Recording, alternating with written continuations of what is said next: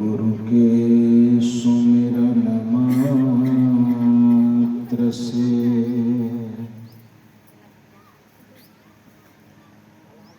नासत विघ्न अनंत ताते सर्वारंभ में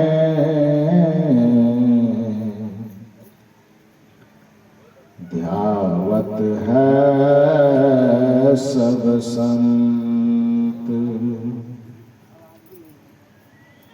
हरिहर आदिक ब्रह्म है जगत पूज जो को सद्गुरु की पूजा किए सबकी पूजा हो, सबकी पूजा हो।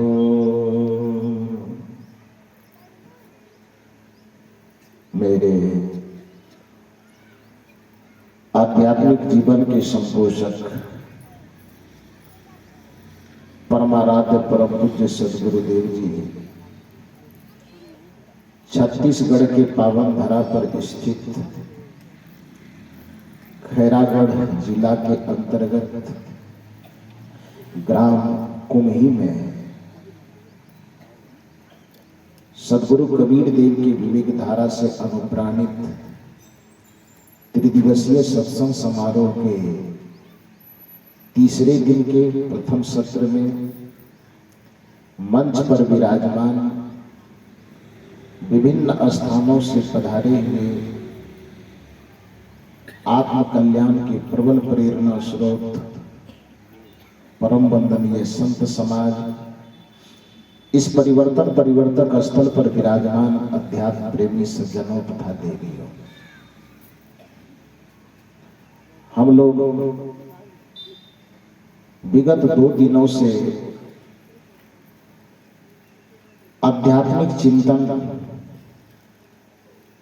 ज्ञान वैराग्य और भक्ति की त्रिवेणी में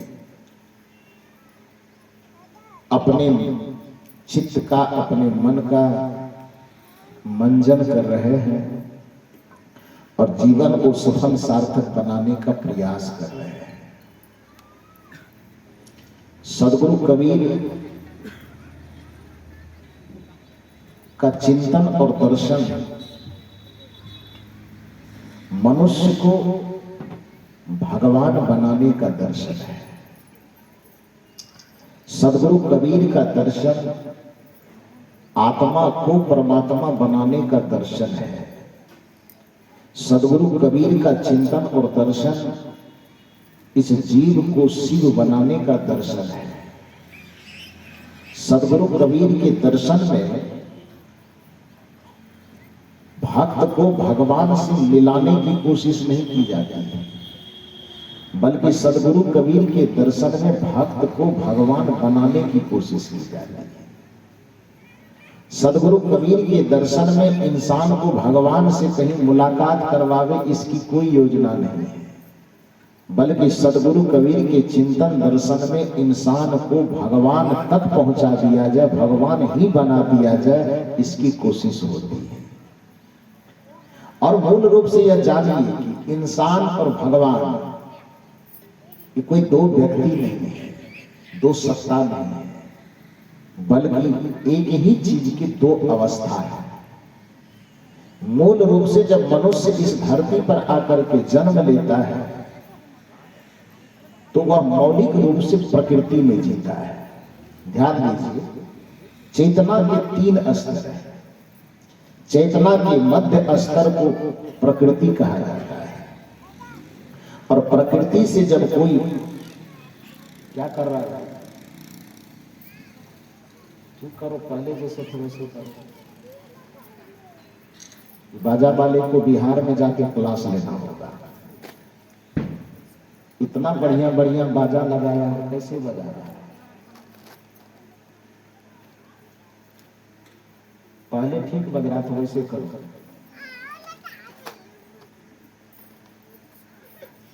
हेलो, बढ़िया है। बोलिए सदगुरुदेव की। तो मैं निवेदन कर रहा था कि चेतना के 3 स्तर है। चेतना का मौलिक स्तर प्रकृति कहलाता है, और प्रकृति से जब चेतना धीरे धीरे धीरे धीरे सुसंस्कारों के प्रभाव से, सदाचार के प्रभाव से,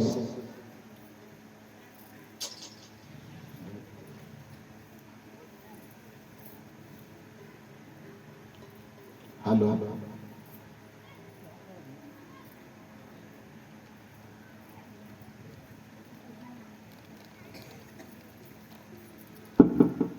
हेलो,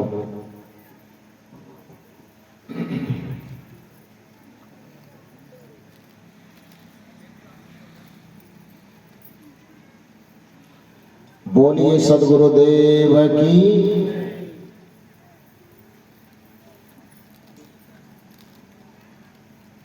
मैं निवेदन कर रहा था कि चेतना के जो मूलतः 3 स्तर होता है। मूल स्तर होता है प्रकृति का, और प्रकृति से जब हमारी चेतना नियोजित होकर के शुभ कर्मों के माध्यम से, सदाचार के माध्यम से, संयम के माध्यम से, विवेक और वैराग्य के माध्यम से हमारी चेतना मूल प्रकृति से ऊपर उठती है, तो प्रकृति से ऊपर उठने के बाद चेतना हमारी संस्कृति में पहुंचती है।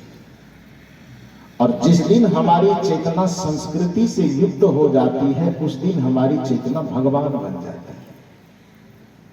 और किसी किसी का जीवन जब कुसंग में चला जाता है, कुविचार और कुसंस्कार में चला जाता है, तो फिर उसकी मूल प्रकृति से चेतना ऊपर नहीं उठती है, बल्कि चेतना नीचे गिरती है।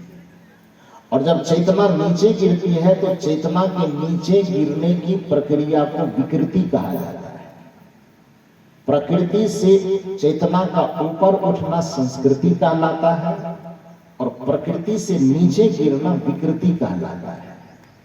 जब तक चेतना के प्राकृतिक स्वरूप में मनुष्य जी रहा है, तब तक वह मानव कहलाता है, इंसान कहलाता है। और चेतना की प्रकृति से ऊपर उठ करके जब संस्कृति में जीने लगता है, तो वह भगवान कहलाता है।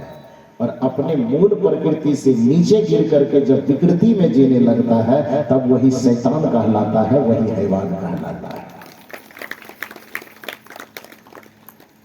तो देव, भगवान और शैतान, इन दोनों की अलग से कोई कैटेगरी नहीं होती, अलग से कोई श्रेणी नहीं होती, बल्कि मनुष्य ही अपनी चेतना से नीचे गिरने पर शैतान बन जाता है, अपनी चेतना से ऊपर उठने पर भगवान बन जाता है।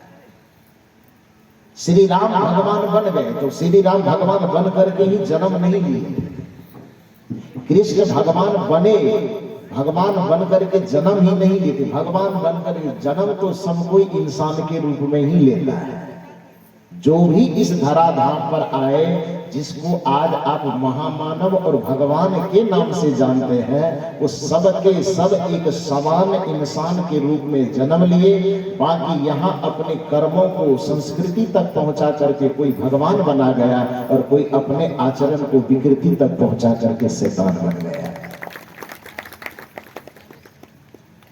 राम जी यदि भगवान बने, कृष्ण यदि भगवान बने, बुद्ध यदि भगवान बने, कबीर यदि भगवान बने, महावीर यदि भगवान बने, तो बन करके नहीं आए थे, बने।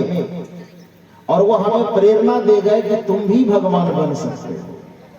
लेकिन हम इतने कमजोर स्वभाव के हैं कि हम सोचते हैं कि भगवान की पूजा कर ले, इतने मात्र से हम संतुष्ट हो जाएंगे।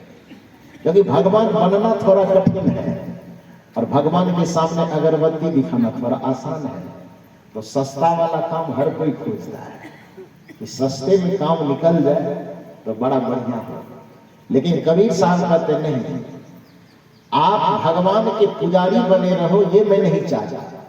मैं ये चाहता हूं कि आप अपने अंतः चित्त में इतने सामर्थ्य को पैदा करो, अपने जीवन में इतने सद्गुणों का समावेश करो, अपने जीवन में इतनी दिव्यता का समावेश करो कि केवल भगवान के पुजारी बन करके मत रहो, बल्कि अपने जीवन को इतनी ऊंचाई पर उठाओ कि तुम खुद भी भगवान बन जाओ। ये सदगुरु कबीर साहब का दर्शन है। और कल मैंने कहा था, परसों ही शायद बताया था कि भगवान का ये अर्थ नहीं लीजिएगा कि हम भी सुदर्शन चलाने लगे। भगवान बनने का ये अर्थ नहीं लीजिएगा कि हम भी पहाड़ को उठा करके उड़ जाए। भगवान का अर्थ आपको ये लेने की जरूरत नहीं कि हमारे इशारे पर सृष्टि भी लय पर लय हो जाए। संतों की परंपरा में भगवान की ये परिभाषा मान्य नहीं है। पंडितों की परंपरा में, कर्मकांडियों की परंपरा में ये भगवान की यह मान्यता है कि भगवान उसे कहते हैं जो सृष्टि को जन्म दे, सृष्टि का पालन करे और सृष्टि का प्रलय करे, उसको भगवान कहा जाता है। ये किनकी परंपरा में? कर्मकांडियों की परंपरा। लेकिन ज्ञानियों की परंपरा में, संतों की परंपरा में भगवान की वो मान्यता नहीं है कि जो सृष्टि को चलावे, बनावे, लय पर लय करे, उसको भगवान कहते हैं। ये कर्मकांड करने वालों की परंपरा की मान्यता है। लेकिन जो ज्ञानियों की परंपरा है, जो संतों की परंपरा है, उन संतों की परंपरा में भगवान का अर्थ होता है जो अपने अंदर के भाग का वान करते। ध्यान दीजिए, क्योंकि भगवान शब्द पहली बार पूरे भारतीय संस्कृति के इतिहास में, ध्यान दीजिए मेरी बात, इस भारत में जब से लिखित साहित्य उपलब्ध हुआ है, वेद से लेकर के अभी तक में, जब से इतिहास प्राप्त है लिखित रूप में, और ध्यान दीजिए साहित्य में जब से इतिहास आपको प्राप्त है तब से कालखंड की गणना को ऐतिहासिक काल कहा जाता है। अब जब से लिखित इतिहास तो रहा, लेकिन लिखित रूप में जब से प्राप्त नहीं था, उस काल को प्रागैतिहासिक काल बोला जाता है। बात समझ में आई?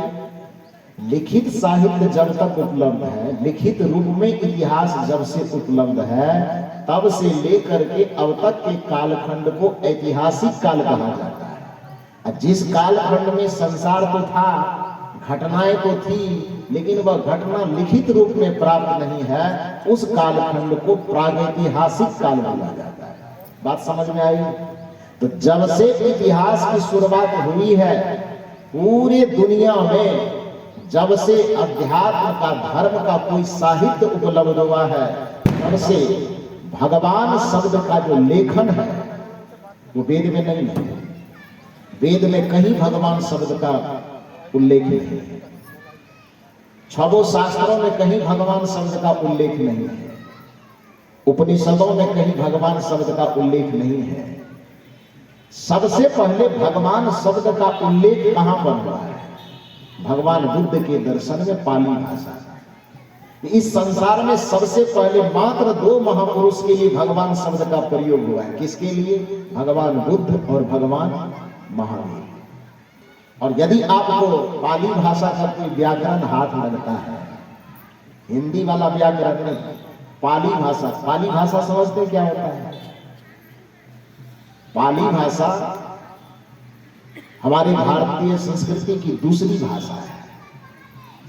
जो आज हम हिंदी बोलते हैं, या छत्तीसगढ़ी बोलते हैं, या बिहारी बोलते हैं, ये भाषा अचानक नहीं आ गई ना। भाषा के कई संस्करण हुए। उस संस्करण में सबसे पहले मूल रूप से संस्कृत बोली जाती थी, और संस्कृत में भी वैदिक संस्कृत, वैदिक संस्कृत के बाद आया लौकिक संस्कृत, और लौकिक संस्कृत से भी फिर एक संस्करण आया, तो उसमें आ गया पाली भाषा। पाली भाषा के बाद आया प्राकृत भाषा, प्राकृत भाषा के बाद आया अपभ्रंश भाषा, और अपभ्रंश से उसी में हिंदी, फिर हिंदी की उपबोलियों में आपका छत्तीसगढ़ी आया, अवधी आया, भोजपुरी आया, बघेली आया, बिहार की भाषा में मगही आया, मैथिली आया, भोजपुरी आया, बहुत सारे भाषाएं उपबोलियों में गिनी जाती। भारत के संविधान में मूल रूप से 22वीं अनुसूची में जाके 14 भाषाओं को संवैधानिक दर्जा प्राप्त हुआ। बाद में कई संशोधन करने के बाद उसमें 8 भाषा को और ऐड किया गया और तब जाकर के भाषा कितनी बनी? 22। बात समझ में आई? मुख्य रूप से आपके भारतीय संविधान में 22 भाषा को दर्जा प्राप्त है, लेकिन उन सभी भाषाओं का जो सृजन हुआ संस्कृत से, संस्कृत के बाद पाली, पाली के बाद प्राकृत, प्राकृत के बाद अपभ्रंश, अपभ्रंश के बाद फिर ये आपका जो जितना हिंदी और जो कुछ भी लौकिक भाषा बोलते हैं, छत्तीसगढ़ी जो भी है, मूल रूप से ये पूर्वी हिंदी में आता है। कौन कौन? अवधी, बघेली और छत्तीसगढ़ी।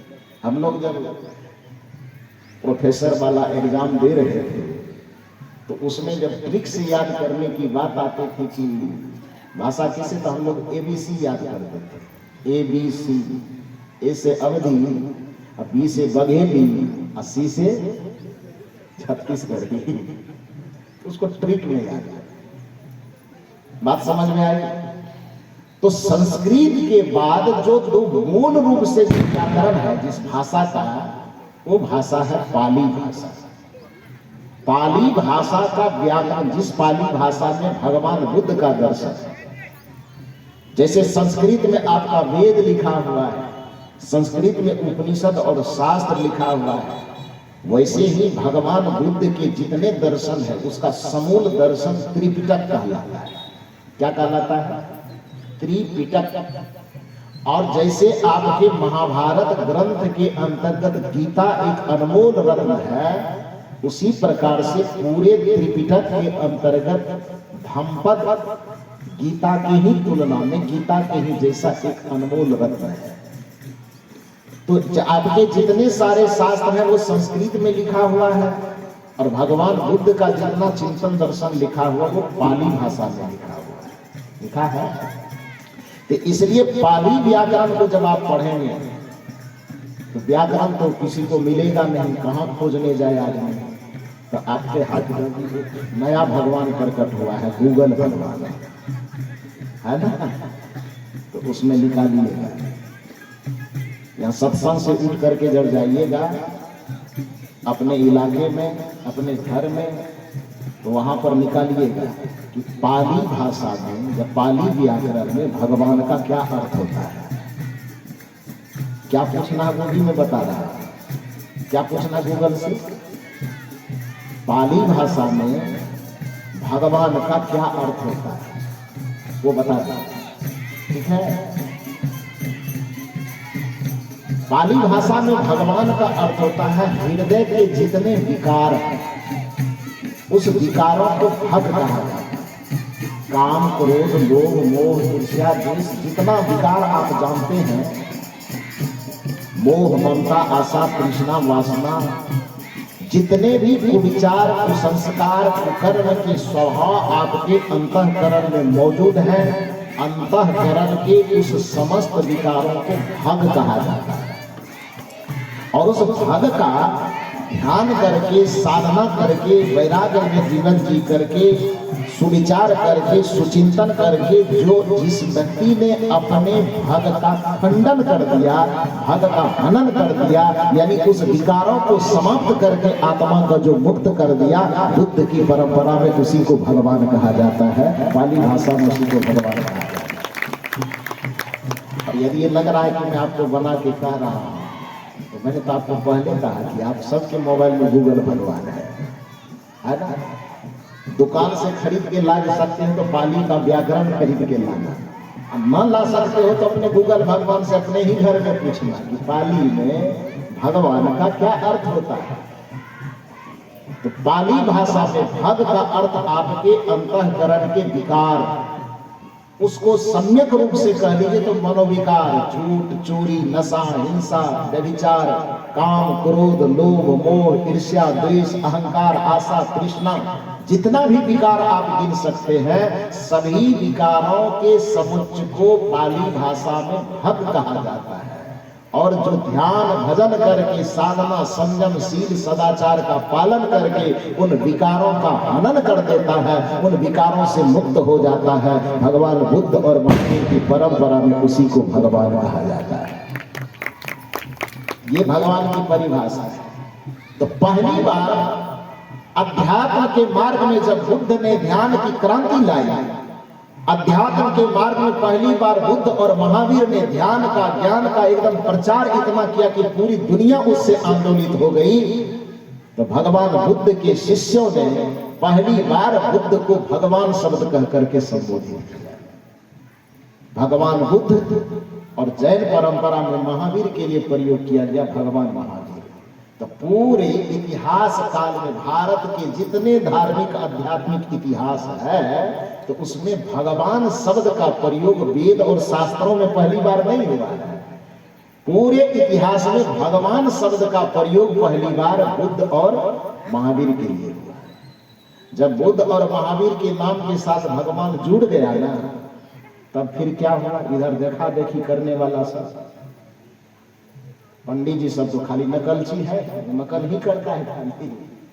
तो नकल करने के क्रम में वो भगवान शब्द को उठा उठा करके इधर सबके साथ में जोड़ना शुरू कर दिया।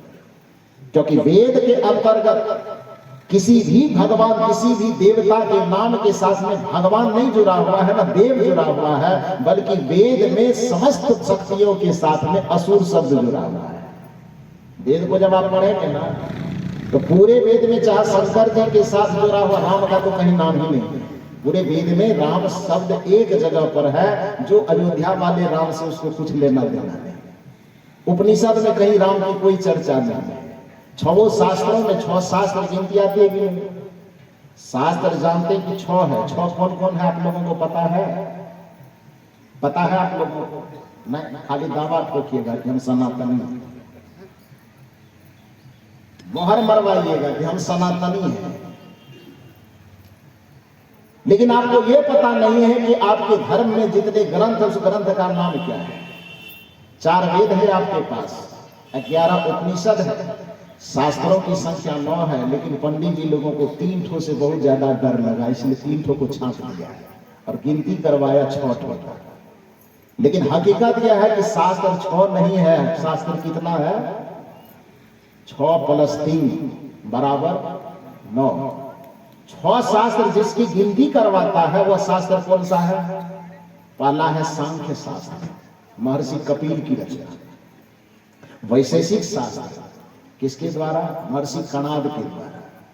सांख्य दर्शन, वैशेषिक दर्शन, न्याय दर्शन, मीमांसा दर्शन, योग दर्शन और ब्रह्मसूत्र जिसको वेदांत कहते हैं। ये 6 शास्त्र जो हिंदू धर्म में मान्य है।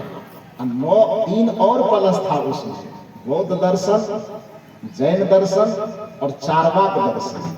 लेकिन इस तीनों के अंदर ऐसा ऐसा ज्ञान का बमगोला भरा हुआ है कि इससे पंडित जी का सारा किला धराशायी हो रहा है, जिसके कारण उनको लगा कि इन तीनों को हटा करके अलग कर दो, लोगों को गिनती में ही मत रखो, नहीं तो गिनती में रखेंगे और कहीं इसको पढ़ लिया तो हम लोग के धर्म के नाम पे रोजगार चला रहे तो फिर रोजगार चलेगा कैसे?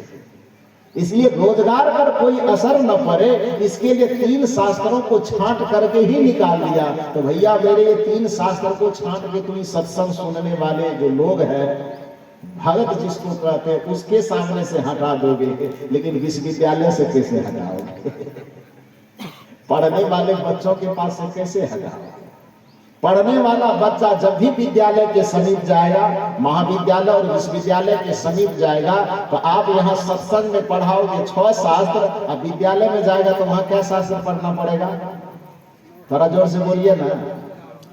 वहां 9 पढ़ना पड़ेगा, वहां 6 पढ़ने वाला फेल कर जाएगा, करेगा ना।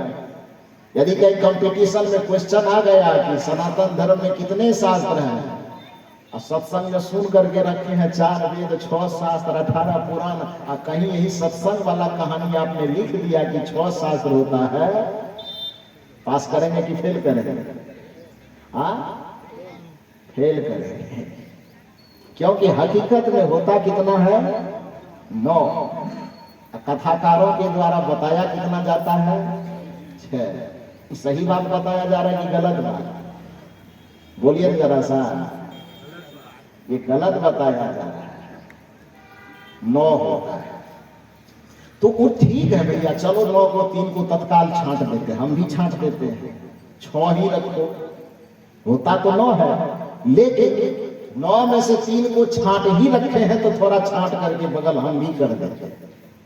लेकिन उस 6 को भी जिसको आप गिनते हैं, सांख्य दर्शन, वैशेषिक दर्शन, न्याय दर्शन, मीमांसा दर्शन, योग दर्शन और उसके बाद वेदांत, उन किसी भी शास्त्रों में जाकर के आप दिखाओ तो कौन कौन भगवान को गिना सकते हो। कबीर साहब का तत्काल साइड है, कबीर का नाम सुनने से तो मिर्ची ही लग जाती है। कबीर साहब का नाम सुनने मात्र से लगता है कि ये तो किसी को मानने वाला नहीं, लेकिन किसी की चर्चा न करो। तो जिसको तुम मानते हो उसी शास्त्र को उठा करके लाओ ना, जरा सा दिखाओ तो किस शास्त्र में, किस पन्ने में, कहां पर 33 करोड़ में से कोई दिखा रहा है। एक भी जगह पर उसमें इस चीज की चर्चा नहीं। तो वेद के अंतर्गत जिन जिन शक्तियों की उपासना की भी गई है, तो उन शक्तियों के नाम के साथ न देवी जुड़ा हुआ है, न देवता जुड़ा हुआ है, न सुर जुड़ा हुआ है, बल्कि सभी शक्तियों के नाम के साथ में असुर जुड़ा हुआ है। वो तो पुराण में चलते चलते असुर का अर्थ उल्टा कर दिया गया। असुर मन खराब कर दिया गया, सुर मन अच्छा कर दिया गया। लेकिन वेद में असुर का मतलब ही अच्छा होता है, असुर का मतलब बुरा होता है। वाल्मीकि रामायण में इसकी परिभाषा दी गई कि सुर उसे कहते हैं जो सुरा और सुंदरी के सेवन में डूबा रहे, उसको सुर कहते हैं, और जो सुरा और सुंदरी को अपने आप से बचा करके रखे, उसी को असुर कहा जाता है। ये वाल्मीकि रामायण की परिभाषा। यही कारण है कि वेद में जब आप पढ़ेंगे तो शिव जी को, रुद्रदेव को सुर नहीं कहा गया है, असुर कहा गया है।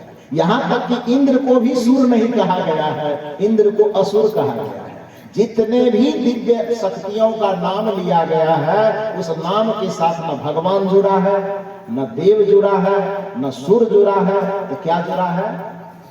असुर जुड़ा है। क्योंकि असुर का मतलब प्राण होता है, और असुर का मतलब प्राण वाला होता है। जिसके अंदर अथाह शक्ति मौजूद हो, तो अथाह शक्ति से संपन्न व्यक्तित्व को असुर कहा जाता है। ये वेद की परिभाषा है। और वाल्मीकि रामायण की परिभाषा कि जो सुरा और सुंदरी के सेवन में अपने आप को दिन रात डुबा करके रखे, उसको सुर कहते हैं, और जो सुरा और सुंदरी के सेवन से अपने आप को बचा करके रखे, उसको असुर कहते हैं। बात समझ में आई? लेकिन जब पुराण बनने लगे, तो वही कहे जो स्वाहा स्वाहा करने वाला पार्टी सब है, उसको तो न व्याकरण से लेना देना है, न शास्त्र से लेना देना है। वो तो केवल दूसरे का नकल करता है। वो नकल करने के चक्कर में इस सुर और असुर की कोई परिभाषा नहीं गिनी, और सब चीज के नाम के साथ सुर लगाते चला गया, और उस अर्थ का परिवर्तन करते चला गया। धीरे धीरे धीरे धीरे जब देखा कि बुद्ध और महावीर अपने नाम के साथ भगवान शब्द जोड़ रहा है, ये भगवान शब्द सुनने में बड़ा प्यारा लगता है, बस दूसरे का कमाया हुआ नाम उठा करके लिया और अपने नाम के साथ चिपकाना शुरू कर दिया, जिसको आज के मोबाइल के टेक्निकल जमाने में आप कॉपी पेस्ट कर सकते हैं। वो तो समझिए कि उस समय कॉपीराइट का कोई जमाना नहीं रहा होगा, नहीं तो बुद्ध महावीर ऐसा कॉपीराइट ठोकता, भगवान शब्द मेरा बनाया हो तो तुम कहां से ले लिया, कैसे ले लिया? लेकिन लोग कर लेते। जमाना यही है। हमारे परम आदरणीय गोस्वामी तुलसीदास जी के लिए लोग इतनी बड़प्पन की हाँक मारते हैं। वास्तविकता यह है कि जब हम लोग विश्वविद्यालय में बच्चों को पढ़ाते हैं, उस पढ़ाने के दरमियान में लोगों को बताया जाता है कि पूरे हिंदू धर्म में गोस्वामी तुलसीदास जी जितनी बड़ाई लूट गए, उतनी बड़ाई के वो हकदार नहीं थे। क्योंकि बड़ाई के हकदार वह व्यक्ति होते हैं जिसके पास अपना मौलिक चिंतन होता है। बुद्ध के पास अपना मौलिक चिंतन था, कृष्ण जी के पास अपना मौलिक चिंतन था, महावीर के पास अपना मौलिक चिंतन था, सदगुरु कबीर के साथ अपना मौलिक चिंतन था। लेकिन गोस्वामी तुलसीदास जी के साथ राम कथा उनका बनाया हुआ है कि राम कथा वाल्मीकि जी का बनाया हुआ है?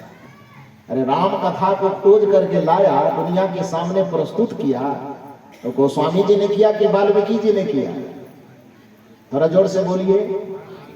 वाल्मीकि जी ने किया। तो कथा की खोज किसकी है? वाल्मीकि जी की। उसमें तुलसीदास जी क्या कर रहे थे? कोई योगदान है उनका? मेहनत है उनकी? कथा लाया हुआ किसी का, गोस्वामी जी की कोई मेहनत नहीं। कुछ लोग कह सकते हैं कि वाल्मीकि जी ने संस्कृत में लिखा था और गोस्वामी जी ने अवधी में लिखा, ये उनकी खासियत है। वह भी आप इसलिए कह सकते हैं क्योंकि आप पढ़े लिखे नहीं हैं, उस हाईएस्ट एजुकेशन में, हायर एजुकेशन तक आप नहीं पहुंचे, इसलिए कहिएगा।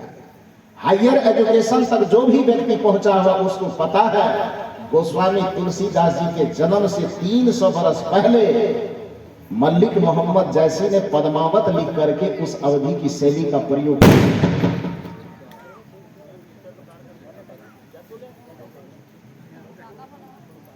मल्लिक मोहम्मद जैसी पद्मावत रचना जानते हैं आप लोग कि नहीं जानते? अच्छा, रचना नहीं जानते। पद्मावती फिल्म का नाम सुने हैं? वो नहीं सुने? सुने हैं? तो वो जो फिल्म बनाया है किसके आधार पर बनाया है? मल्लिक मोहम्मद जैसी के लिखे हुए पद्मावत रचना के आधार पर ही पद्मावत फिल्म बना है। बात समझ में आई? तो उसमें वो पद्मावती में कहानी क्या है? मल्लिक मोहम्मद जैसी उसमें भी राम कथा का उल्लेख किया है। और जिस शैली के लिए गोस्वामी तुलसीदास जी की इतनी बड़ाई होती है, वो शैली गोस्वामी तुलसीदास जी के जन्म से 300 वर्ष पहले। कितना दिन पहले? 300 वर्ष का मतलब समझते हैं? यदि एक पीढ़ी का अंतर 25 वर्ष का गैप माना जाए कि 25 वर्ष में एक पीढ़ी का अंतर हो जाता है, तो 300 वर्ष का मतलब हो गया 12 पीढ़ी। कितना पीढ़ी? 12 पीढ़ी। 12 पीढ़ी के अंतर, यानी गोस्वामी तुलसीदास जी के जन्म से 12 पीढ़ी पहले अवधी भाषा में दोहा, चौपाई और छंद का प्रयोग करके मल्लिक मोहम्मद जैसी ने एक ग्रंथ की रचना कर दी थी, जिस ग्रंथ का नाम है पद्मावत। बात समझ में आई? तो वो शैली दोहा चौपाई की शैली, अवधि की शैली, उसमें भी शुद्ध अवधि लिखा हुआ है। वो शुद्ध अवधि किसका लिखा हुआ है?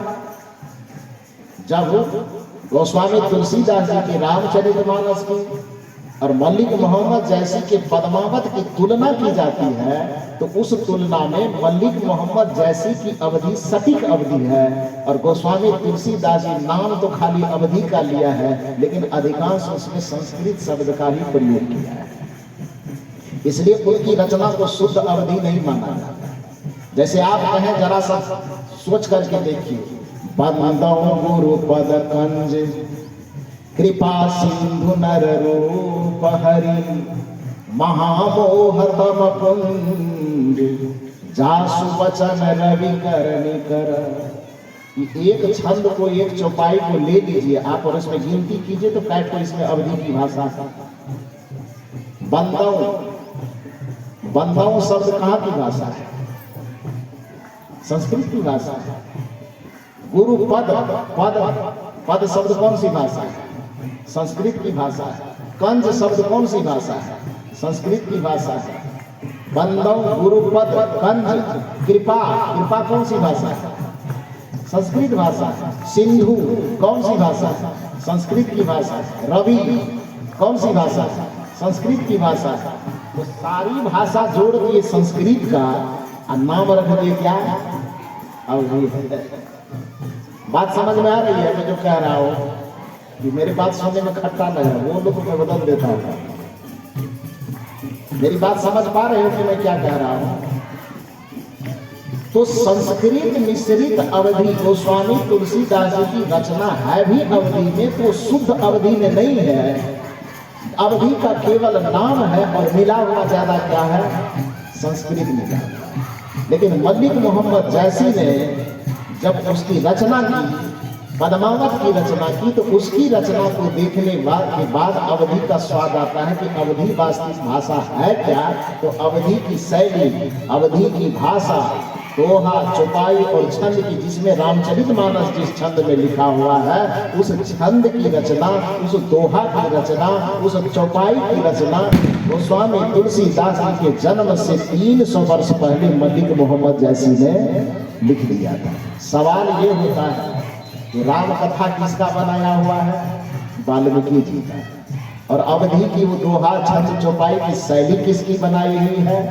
मलिक मोहम्मद जैसी। तो गोस्वामी जी बैठ करके खाली झाड़ बजा रहे हैं, क्या कर रहे हैं? कौन चीज किया दुनिया को जितनी बड़ाई लूट ली भाई? माइक है, हम लोग उतना बोल नहीं पाते हैं, बोलना चाहिए भी, इससे थोड़ा सा विवाद की स्थिति उत्पन्न हो जाएगी। लेकिन जब यूनिवर्सिटी में हम लोग रहते हैं और वहां पर हमारे सामने में लोग बैठे रहते हैं तो वहां बिल्कुल बाल का खाल निकाला जाता है, क्योंकि ये सार्वजनिक मंच है। बहुत सारी बातों को देख करके, सुन करके, सोच करके, समझ करके नहीं बोला जाता, नहीं बोलना चाहिए इसलिए नहीं बोला जाता है। लेकिन मूल बात आप यह समझो कि सदगुरु कबीर साहब को इस संसार में जो दर्जा मिलना चाहिए उनका अधिकार छीना गया और दूसरे को वो बड़ाई दे दी गई। जो बड़ाई, जो सम्मान, जो इज्जत मिलना चाहिए था सदगुरु कबीर साहब को, वो सारी की सारी इज्जत, कमाई हुई इज्जत है कबीर साहब की, अब बड़ाई लूट लिया दूसरा का। क्यों लूट लिया? क्यों लूटा?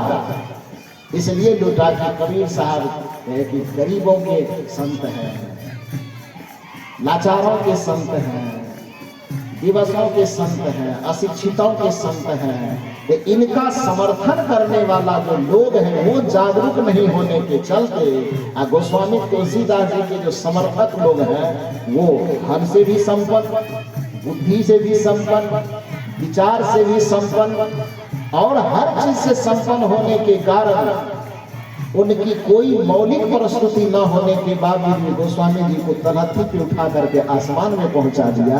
और कबीर साहब के पास सारा मौलिक चिंतन होने के बावजूद भी, कबीर का दर्शन इस समाज उपयोगी दर्शन होने के बावजूद भी कबीर साहब को इतना नीचा गिराने का प्रयास किया गया कि जिसका वर्णन नहीं किया जा सकता है। वो तो सोचो कि कबीर साहब में ताकत इतनी है, कबीर के दर्शन में दम इतना है कि जैसे कोई व्यक्ति एक गेंद को जमीन पर जितना पटकने की कोशिश करे तो जिस गेंद के अंदर इतनी हवा भरी हुई होती है कि उसको लोग तो जमीन पर पटकने की कोशिश करता है, लेकिन वह गेंद उछल करके और भी माथे से ऊपर चला जाता है। वो कबीर साहब की प्रतिभा में इतनी ताकत थी कि उसको जितना कुचलने की कोशिश की गई, कबीर साहब की प्रतिभा और दिन प्रतिदिन निखरते चला गया और उज्जवल होता चला गया।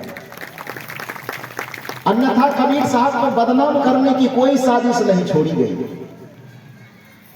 उनके चरित्र पर दाग। सबसे पहले तो ये कहा कि जब लोग अपना दर्शन सुना रहे थे तो सबसे पहले लोगों ने यह आरोप लगाया, यदि एक ही हथकंडा अपनाओ कि इतना बड़े बहुसंख्यक हिंदू को कबीर साहब यदि अपनी बात सुना रहे हैं तो सबसे पहले एक आरोप लगाओ कि इस आदमी को हिंदू समाज का रहने ही मत दो। सबसे पहला इल्जाम ये आदमी हिंदू नहीं, ये आदमी मुसलमान है। इल्जाम लगाने के पीछे तर्क क्या था कि कहोगे कि मुसलमान है तो हिंदू के बीच में जाएगा तो कोई इसकी बात मानेगा। पहला आरोप यह लगा।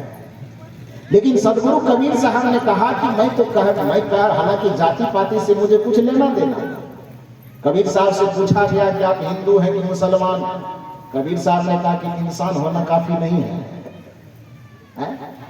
इस सवाल को करते हो कि हिंदू है कि मुसलमान, तो पहले यह बताओ कि मैं इंसान हूं, इतना परिचय मेरा काफी नहीं है।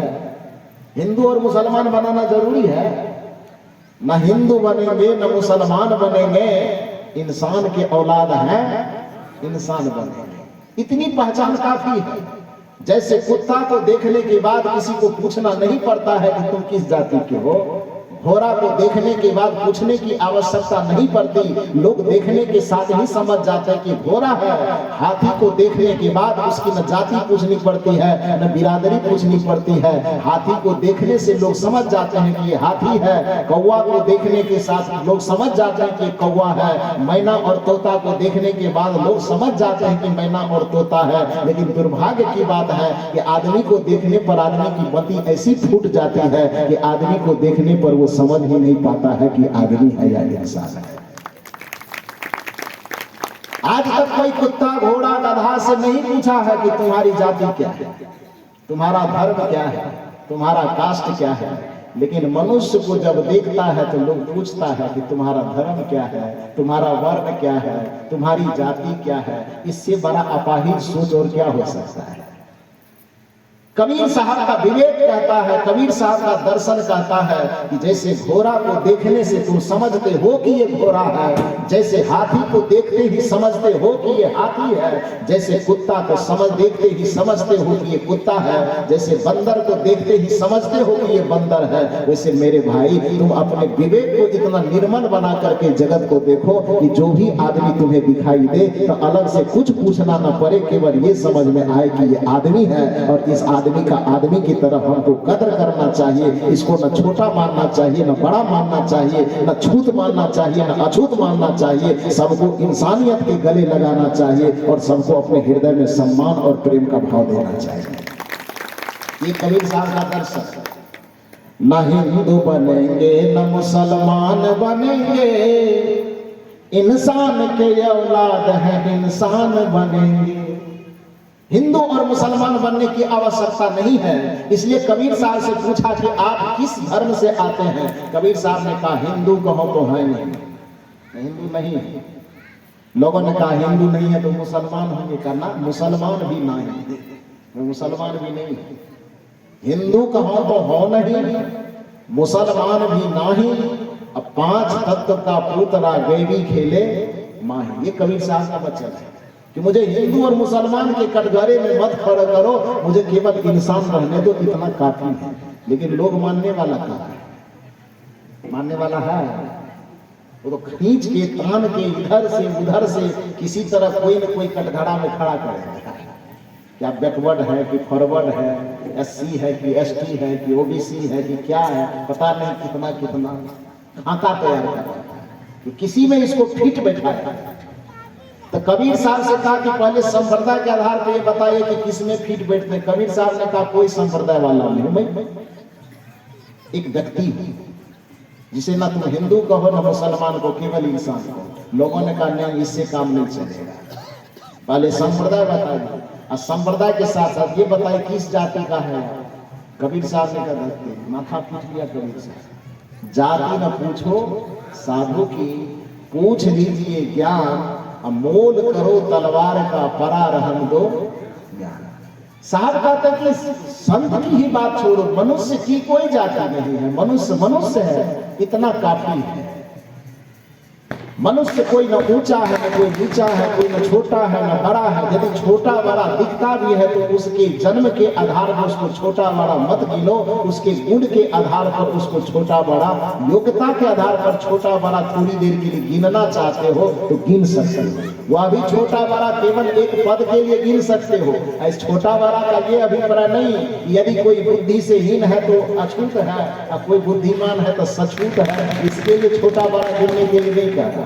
एक मर्यादा के लिए कि किसी के पास उच्च योग्यता है तो उस योग्यता के आधार पर उसका सम्मान थोड़ा बढ़ जाएगा, किसी की योग्यता कम है तो उस योग्यता के आधार पर उसका सम्मान थोड़ा कम होगा। लेकिन इसका यह मतलब नहीं कि सम्मान कम और ज्यादा हो सकता है, लेकिन किसी का भी किसी को अपमान करने का कोई अधिकार नहीं है। सम्मान में किसी का कम किसी का ज्यादा कर सकते हो, लेकिन अपमान किसी भी कीमत पर किसी व्यक्ति का नहीं करना चाहिए। सबके स्वाभिमान और सबके सम्मान की रक्षा करना सबका धर्म है। यही कबीर साहब का दर्शन है, यही कबीर साहब का चिंतन है। सबका सम्मान करो, सबके स्वाभिमान की रक्षा करो, किसी को छोटा बड़ा न करो। तो कबीर साहब ने जब यह कहा कि मैं हिंदू नहीं हूं और मैं मुसलमान भी नहीं हूं, मेरी कोई जाति नहीं है, मैं शुद्ध चेतन आत्मा हूं और इंसान के रूप में व्यवहारिक रूप में मैं एक इंसान हूं, इससे ज्यादा मेरा कोई परिचय नहीं। लेकिन लोग मानने वाले नहीं, क्योंकि विरुद्ध में विपक्ष में चलने वाले तो ढेर लोग, पूरी दुनिया उनका विपक्ष। उन विपक्षियों ने कहा नहीं, ऐसे काम नहीं चलेगा, आपको कुछ ना कुछ खाका तैयार करना पड़ेगा। तो कबीर साहब ने बीजक के अंतर्गत या अन्य ग्रंथों में भी कबीर साहब ने डपट करके कहा है कि भाई मैं जुलाहा हूं, और जुलाहा के साथ उनको शक था कि जैसे मैं जुलाहा कहूंगा तो मेरे नाम को मुसलमान के साथ जोड़ दिया जाएगा, इसलिए उन्होंने जुलाहा के साथ साथ अपने नाम में कोरी शब्द का प्रयोग किया। क्या शब्द का प्रयोग किया? कोरी। जुलाहा और जुलाहा के साथ में कोरी। अब चुलाहा और कोरी शब्द का प्रयोग अपने बीजक के अंतर्गत सैकड़ों जगह, दर्जनों जगह पर किया है और उस कोरी शब्द का प्रयोग अन्य जगह भी किया है। तो आज आप उत्तर प्रदेश सरकार के वेबसाइट पर जाकर के जरा सा देखिए तो उत्तर प्रदेश सरकार का जो जाति का बायोडाटा है जनगणना का, उत्तर प्रदेश सरकार के जातिगत जनगणना के बायोडाटा निकाल करके देखिए और उसमें पूछिए गूगल में कोरी जाति उत्तर प्रदेश में किस वर्ण के अंतर्गत आता है। बात समझ में आई जो मैं कह रहा हूं? हिंदू के अंतर्गत आती है कि मुसलमान के अंतर्गत आता है? तो वो हिंदू के अंतर्गत आता है।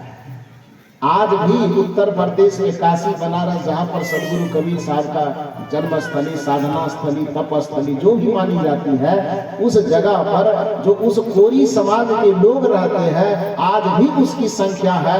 वहां पर उत्तर प्रदेश में 80 के अंतर्गत उसकी गणना होती है और जिसकी गणना उत्तर प्रदेश सरकार के बायोडाटा में हिंदू समाज के अंतर्गत गिनी जाती है। और जब कबीर साहब ने अपने नामों के साथ सैकड़ों बार उस शब्द का प्रयोग कर रखा है, तो फिर जबरदस्ती उसको मुसलमान बनाने के लिए क्यों तुले हुए हो? क्यों उसको मुस्लिम के कटघरे में खड़े करते हो?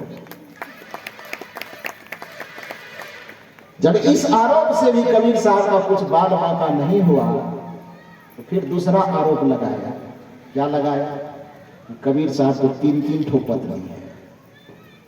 कितना पत्नी? 3 ठो। कबीर साहब भी बेचारे माथे पीट रहे होंगे। फिर बड़ा गजब है कि कुम्ही वाले के एक ठो संभालने में इतनी परेशानी है और हमारे माथे पे 3 ठो थोप दिया गया। एक ठो तो खैर बहुत लोगों ने थोपा, लोई को थोपा कि नहीं थोपा? लोई को, जबकि कबीर साहब के शब्दों में लोई शब्द लोग के लिए आया है, लेकिन लोगों ने उस लोई शब्द को पकड़ करके कबीर साहब की पत्नी बना के जबरदस्त उसके माथे पर थोपा। और एक पत्नी से लोगों को संतोष नहीं हुआ तो आप ही की, अब तो मध्य प्रदेश में चला गया, लेकिन उस समय आप सब लोग एक नहीं होंगे, तो आप ही का पड़ोसी होगा डॉक्टर राम कुमार वर्मा, होंगे ना? वो प्रयागराज विश्वविद्यालय के प्रोफेसर थे, हिंदी विभाग के, बहुत बड़े अच्छे रचनाकार हैं। कबीर साहब पर उन्होंने बड़ा अच्छा शोध किया है। तो हर जगह पर अच्छा शोध तो किया, लेकिन उनके व्यक्तिगत जीवन पर जब आया और उसका व्यक्तिगत बायोडाटा देना हुआ, तो कबीर साहब को उन्होंने भी जबरदस्ती पत्नी बच्चा वाला बनाया और उसको एक लोई से संतोष नहीं हुआ तो राम कुमार वर्मा जी 2 ठो पत्नी और गढ़ दिया, एक ठो रमजानिया, एक ठो धनिया। क्या कर दिया? रमजानिया और धनिया। वस्तुतः कबीर साहब के शब्द में रमजानिया और धनिया शब्द जो आया है किसी स्त्री के लिए नहीं आया है, बल्कि रमजानिया और धनिया जो कबीर साहब के शब्द में आया है वह इसलिए आया है क्योंकि हमारे आपके सबके हृदय में 2 प्रकार की वृत्ति है। मन की 2 वृत्ति, मनोवृत्ति 2 प्रकार। एक को असद वृत्ति कहते हैं और दूसरे को सदवृत्ति कहते हैं। जो वृत्ति सद्गुणों का पोषक हो उसको सदवृत्ति कहते हैं, और जो वृत्ति अवगुणों का पोषक हो, दुर्गुणों का पोषक हो, उसको असदवृत्ति कहते हैं। गीता की भाषा में इन्हीं 2 वृत्तियों को, एक को दैवी संपदा कहा गया और एक को आसुरी संपदा कहा गया है ना। गीता में मनुष्य के अंतःकरण में 2 प्रकार की संपदा है, दैवी संपदा और आसुरी संपदा। दैवी संपदा का मतलब जो आपके जितने सद्गुण के पक्ष हैं, दया, क्षमा, शील, संतोष, अहिंसा, अचौर्य इत्यादि जो भी सद्वृत्तियां हैं, अच्छी वृत्तियां हैं, उस अच्छी वृत्तियों को गीता में दैवी संपदा कहा गया है। और जो आपके अंदर के विकार है, काम, क्रोध, लोभ, मोह, अहंकार, ईर्ष्या, मद, मत्सर इत्यादि विकारों को आसुरी संपदा कहा गया है। तो जिस चीज को, जिस वृत्ति को गीता के अंदर दैवी संपदा और आसुरी संपदा कहा गया, तो मैंने पहले कहा कि कबीर साहब चूंकि आम जनता के संत थे, लोक संत थे, इसलिए अपने अंदर की किसी भी भाव को जब वो भाषा देते थे तो संस्कृत भाषा से न जोड़ करके आम बोलचाल में जो भाषा प्रचलित थी वैसी भाषा का वो प्रयोग करते थे। यही कारण है कि जब गीता जिसको दैवी संपदा और आसुरी संपदा कहा। कबीर साहब ने कहा कि हमारी जनता इतनी तेज बुद्धि वाली नहीं है कि देवी आसुरी क्या होता है इसको समझ नहीं पाएगी। तो इसलिए आम भोली भाली जनता को अपनी बात समझाने के लिए उसी देवी और आसुरी संपदा की जो दो वृत्तियां थी, उन दोनों वृत्तियों को दो नाम से बंटवारा कर दिया। एक का नाम रख दिया रमजनिया, एक का नाम रख दिया धनिया। रमजनिया क्यों रखा? तो जो सद्गुणों की वह वृत्ति जो हमें संसार के प्रपंचों से सुरा करके राम में रमाती है, तो राम के तरफ हमारी चेतना को खींच करके ले जाए, इसलिए उस वृत्ति को रमजनिया कि राम को जनाने वाला, राम में रमाने वाली वृत्ति, राम को जनाने वाली वृत्ति को क्या कह दिया कबीर साहब ने? रमजनिया। क्योंकि व्याकरण में शब्दों का जो निर्माण होता है, क्योंकि आप यहाँ पढ़े लिखे लोग बैठे हैं तो आपको पता है कि व्याकरण में शब्द की उत्पत्ति के दृष्टिकोण से शब्द के कितने प्रकार हैं? 4 प्रकार। तत्सम, तद्भव, देशज, विदेशज, ये 4 प्रकार हैं। तत्सम जो संस्कृत से मूल रूप से उठ करके आई उसको तत्सम कहते हैं, और उसी के अनुरूप जो भाषा बनाई जाती है, तत्सम के अनुरूप जो भाषा निर्मित की जाती है उसको क्या बोला जाता है? तद्भव। अब देशज का मतलब क्या होता है? जो आम बोलचाल से देश से छन करके जो भाषा आवे और साहित्य में स्थान पा जाए उसको क्या कहते हैं? देशज। देश अज, देश माने देश की भाषा, लोक की भाषा, अज माने जन्म लेना। जो देश के लोगों से, देश के मुख से जो जन्म लेकर के भाषा आई और साहित्य में समा गई उसको क्या कहते हैं? देशज। कुछ भाषा होती है जो विदेश से आती है और हमारा हिस्सा बन जाती है, उसको क्या कहते हैं? विदेशज। जैसे ये माइक है, तो माइक शब्द जो है वो देशज है कि विदेशज है? इतना अपना विदेशज होके भी एक इतना अपना भाषा बन चुका है ये भारत के कण कण में, भारत के जन जन में ये भाषा ऐसी व्याप्त हो चुकी है, यदि इसका कहे कि हिंदी नाम कोई बताओ तो बता ही नहीं पाएगा। लेकिन पूछे बच्चा से भी पूछे कि ये क्या है तो बच्चा क्या कहेगा? ये माइक है। उसको पूछेंगे वो क्या है तो मोबाइल है। कहे मोबाइल का हिंदी नाम बताओ तो इसमें से कितना आदमी बता पाएगा? कितना आदमी बता पाएगा? नहीं बता पाएगा। इसको कहे इसका क्या नाम है तो कोई भी कहेगा स्टैंड है, कहेगा ना। इसका हिंदी नाम पूछेंगे वो नहीं बता पाएगा। ट्रेन के बारे में पूछे, ट्रेन हिंदी बताओ, नहीं बताएगा। बल्ब नहीं बताएगा, लालटेन नहीं बताएगा। हिंदी अंग्रेजी ही आपके शब्दों में ऐसे समा गया है कि बोलते तो आप अंग्रेजी हैं लेकिन वह लगता है कि हिंदी हमारी ही भाषा है, लगता है ना। तो जो विदेश से भाषा आई किंतु आपके बोलचाल, आपके जीवन का अभिन्न अंग बन गया, अभिन्न हिस्सा बन गया, उसको कहते हैं विदेशज। बात समझ में आई कि नहीं है? तो तत्सम, तद्भव, देशज, विदेशज। गीता में जिसको आसुरी और दैवी संपदा कहा गया वो तत्सम में कहा गया। लेकिन कबीर साहब चूंकि देश के संत थे, लोग के संत थे, इसलिए तत्सम में अपनी बात नहीं करेंगे ना, वो देश भाषा में अपनी बात करेंगे। तो जिसको देवी और आसुरी संपदा कहा गया, कबीर साहब ने कहा कि हमारी जनता इतनी भोली भाली है कि ये देवी और आसुरी संपदा को समझ नहीं पाएगा, इसलिए राम में रमाने वाली वृत्ति को कबीर साहब ने कहा ये रमजनिया है। और धन में रमाने वाली वृत्ति को कबीर साहब ने क्या कहा? धनिया। जो संसार के भोग में, विलास में, धन में, दौलत में, ऐश्वर्य में हमारी वृत्ति को रमावे उसको धनिया कहते हैं, और जो राम में हमारी वृत्ति को रमावे उसको क्या कहते हैं? रमजनिया कहते हैं। तो कबीर साहब प्रत्येक मनुष्य के हृदय की वृत्ति को बताने के लिए रमजनिया और धनिया लिखा, लेकिन रामकुमार वर्मा की कृपा से कबीर साहब की वो दोनों क्या बन गई? पत्नी बन गई। बात समझ में आई? ये भी एक प्रकार का आरोप। लेकिन कबीर साहब रमजनिया धनिया से पहले तो लोई का वजन उठा ही रहे थे। लेकिन आपको समझना पड़ेगा कि वह लोई शब्द भी लोगों के लिए प्रयुक्त होने वाला शब्द है।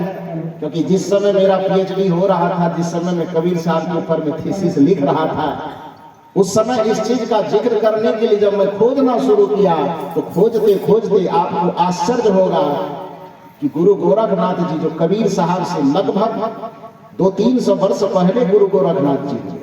हालांकि कुछ लोग मैं सुन रहा था यहाँ पर भी भजन गा रहे थे कि कबीर साहब को गोरखनाथ से कबीर साहब का संवाद करवा रहा था भजन में। कौन भजन गा रहे थे छत्तीसगढ़ में मुझे पता नहीं है, लेकिन यहाँ गा रहे थे तो मैं वहां छत पे सुन रहा था और मुझे आश्चर्य लगा था। बोलो कि लोग किस तरह से बिना सोचे समझे इतिहास के साथ खिलवाड़ करता है। जिस गुरु गोरखनाथ का सदगुरु कबीर साहब के चिंतन दर्शन पर इतना उपकार है, ये अध्यात्म की परंपरा में सबसे पहले निर्गुण का बीजारोपण किसी ने किया तो उस महापुरुष का नाम गुरु गोरखनाथ है। और आश्चर्य लगता है कि पता नहीं किसने ये भजन बनाया है। और उस कबीर साहब की परंपरा में गोरखनाथ को गोरखा कह करके पुकारा जाता है। ये शर्म की बात है, मत पुकारो, पाप लगेगा कोई इस तरह से नाम लेते हो। कबीर साहब को लोगों ने गुरु गोरखनाथ से आमने सामने भिड़ा करके भैंसा की तरह टक्कर करवाया है, बहुत गलत है। गुरु गोरखनाथ जी निर्गुण परंपरा के एक आदर्श संत हैं। आपके जितने इंगला पिंगला सुषमना त्राटक इत्यादि चदरिया झीनी रे झीनी अष्ट कमल का चरखा बनाया 5 तत्व की पूनी 9 10 मास बुनन को लागे मूरख मैली की नी। ये अष्ट कमल दल, चरखा दल, इंगला पिंगला सुषमना, ये सारे शब्द जो कबीर साहब ने लाए हैं वो गुरु गोरखनाथ के पास से लाए हैं, वो गुरु गोरखनाथ की कृपा से लाए हैं। और वो कबीर साहब से लगभग 150-200 वर्ष पहले हो चुके हैं। लेकिन पता नहीं कौन सा नशा किसको चढ़ता है कि बड़े महापुरुषों के सामने अपने महापुरुष को बड़ा करने के चक्कर में अपने गुरु का चेला, बड़े जो गुरु होते हैं उसको भी चेला बना देता है। ऐसा नहीं करना चाहिए। ऐसा आप इसलिए कर रहे हैं क्योंकि आप अध्ययन नहीं किए हैं, आपको साहित्य का अध्ययन नहीं है, आपको इतिहास का अध्ययन नहीं है। इस वजह से किसी के कहने पर भजन वजन बना करके गाना शुरू कर दिए। ऐसा नहीं करना चाहिए। तो कहने का ये अभिप्राय है, जब मैंने खोजना शुरू किया कि भाई लोई शब्द आखिर कबीर साहब के माथे पर पटका कहां से लोग लाए और कबीर साहब के माथे पे रख दिए। खोजने के क्रम में पता चला कि लोई कोई व्यक्ति नहीं, लोई एक शब्द है जो लोग शब्द के लिए प्रयोग होता है। और इसकी खोज करते करते गुरु गोरखनाथ जी के साहित्यों में जब मैं खोजा तो गुरु गोरखनाथ जी के शब्दों में भी कई जगह लोई शब्द का प्रयोग है। गरीब साहब के शब्दों में खोजा तो गरीब साहब के पदों में भी कई जगह लोई शब्द का प्रयोग है। जब मैं पंजाब कार्यक्रम में गया, प्रत्येक वर्ष जाता हूँ, तो वहां जाने के बाद मैंने गुरु ग्रंथ साहिब मंगवाया और गुरु ग्रंथ साहिब को देख करके जब मैं पढ़ना शुरू किया तो आश्चर्य लगेगा आपको कि कम से कम सैकड़ों बार गुरु ग्रंथ साहिब में लोई शब्द का प्रयोग है। फिर भी मुझे मेरे मन को संतोष नहीं हुआ। लगा इतना प्रूफ तो मिल गया है, लेकिन इस प्रूफ से लोगों को के मुंह को बंद करना थोड़ा मुश्किल होगा। क्यों मुश्किल होगा? क्योंकि गुरु गोरखनाथ अच्छे संत, वरिष्ठ संत तो हैं, गुरु नानक देव जी वरिष्ठ संत हैं, लेकिन लोगों के दिल दिमाग तक इन महापुरुषों की छाप थोड़ी कम है। मुझे लगा कहां से खोजना चाहिए, तो आखिर दिमाग में एक बात आई कि खोजने के लिए ऐसा करते हैं कि गोस्वामी तुलसीदास जी का रामचरितमानस पलटते हैं। और रामचरितमानस को जब पलटना शुरू किया तो आपको क्या लगता होगा, मिला होगा कि नहीं मिला होगा? अनुमान क्या कर रहे हैं? मिला होगा कि नहीं मिला होगा? मिला होगा, अनुमान ठीक है, बिल्कुल मिला। क्योंकि कबीर साहब ने ही सिखाया है, जिन खोजा दिन पाइया गहरे पानी पैठ, अब जिन बोरा डूबन डरा रहा किनारे बैठे। सुने हैं ना ये? और इस तमन्ना से कि मैं अन्य लोगों का नाम लेकर के लोगों के मुंह को बंद नहीं कर सकता हूं, लेकिन कदाचित यदि रामचरितमानस में ये शब्द मिल जाए तो फिर लोगों के मुंह को बंद करने में आसानी होगी। और इस ख्याल से मैंने रामचरितमानस के पन्नों को पलटना शुरू किया। और पलटते पलटते पलटते पलटते जब अयोध्या कांड, बाल कांड में पहुंचा। बालकांड में उस जगह पर जिस जगह पर राम जी का अब जन्म होने की स्थिति है, क्योंकि दशरथ जी के चौथी अवस्था में राम जी आ रहे हैं, तो पहले से तो नगर में चिंता है क्योंकि बाल बच्चा हो नहीं रहा है। चौथी अवस्था में बाल बच्चे होने का संयोग बना है, तो नगर में तो खुशी है, पूरे राजा खुशी, राज परिवार खुशी, पूरे राज्य की जनता खुशी।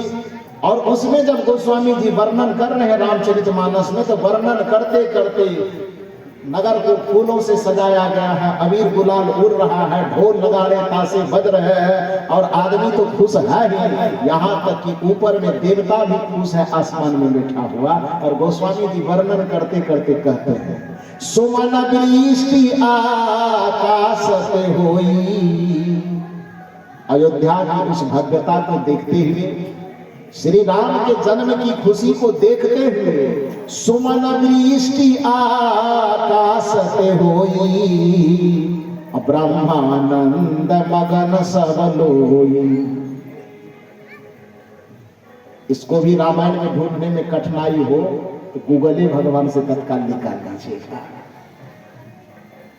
सुमन वृष्टि आकाश पे होई, अब ब्रह्मानंद मगन सब लोई। ये शब्द मिला तो मुझे खुशी हुई होगी कि नहीं हुई होगी? हुई होगी ना? खुशी से मेरा मन खिल गया कि अब एक चीज मिला जिससे विरोधियों को जवाब दिया जा सकता है कि कबीर साहब के बीजक में, कबीर साहब के पदों में लोई शब्द आया, तो आपने लोई को कबीर साहब की पत्नी बना डाला। गोस्वामी तुलसीदास जी के रामचरितमानस में लोई आया, तो उसको क्या बनाओगे आप लोग बताओ? हम नहीं बताएंगे, बताएंगे तो बवंडर हो जाएगा। जब कबीर साहब के पदों में लोई आने से आपने उस लोई शब्द को लोग के अर्थ में न मान करके लोई को आपने कबीर साहब का पत्नी बनाया, तब गोस्वामी तुलसीदास जी के पदों में जब लोई शब्द आया, तो फिर उसको गोस्वामी जी का क्या बनाओगे? जरा सा जवाब दो। नहीं, कुछ नहीं बनाओ, और कुछ बनाना भी नहीं चाहता, क्योंकि लोई शब्द का अर्थ सुमन वृष्टि आकाश पे होई, अब ब्रह्मानंद मगन सब लोई। आकाश से फूल की वर्षा हो रही है, राम जी के जन्म के आगमन के अवसर पर सब लोग खुशियां मना रहे हैं, और ऐसी खुशियां मना रहे हैं कि ऐसा लगता है कि अवध के जितने लोग हैं सब वह ब्रह्म के आनंद में मगन है, इतना आनंदित हो रहे हैं।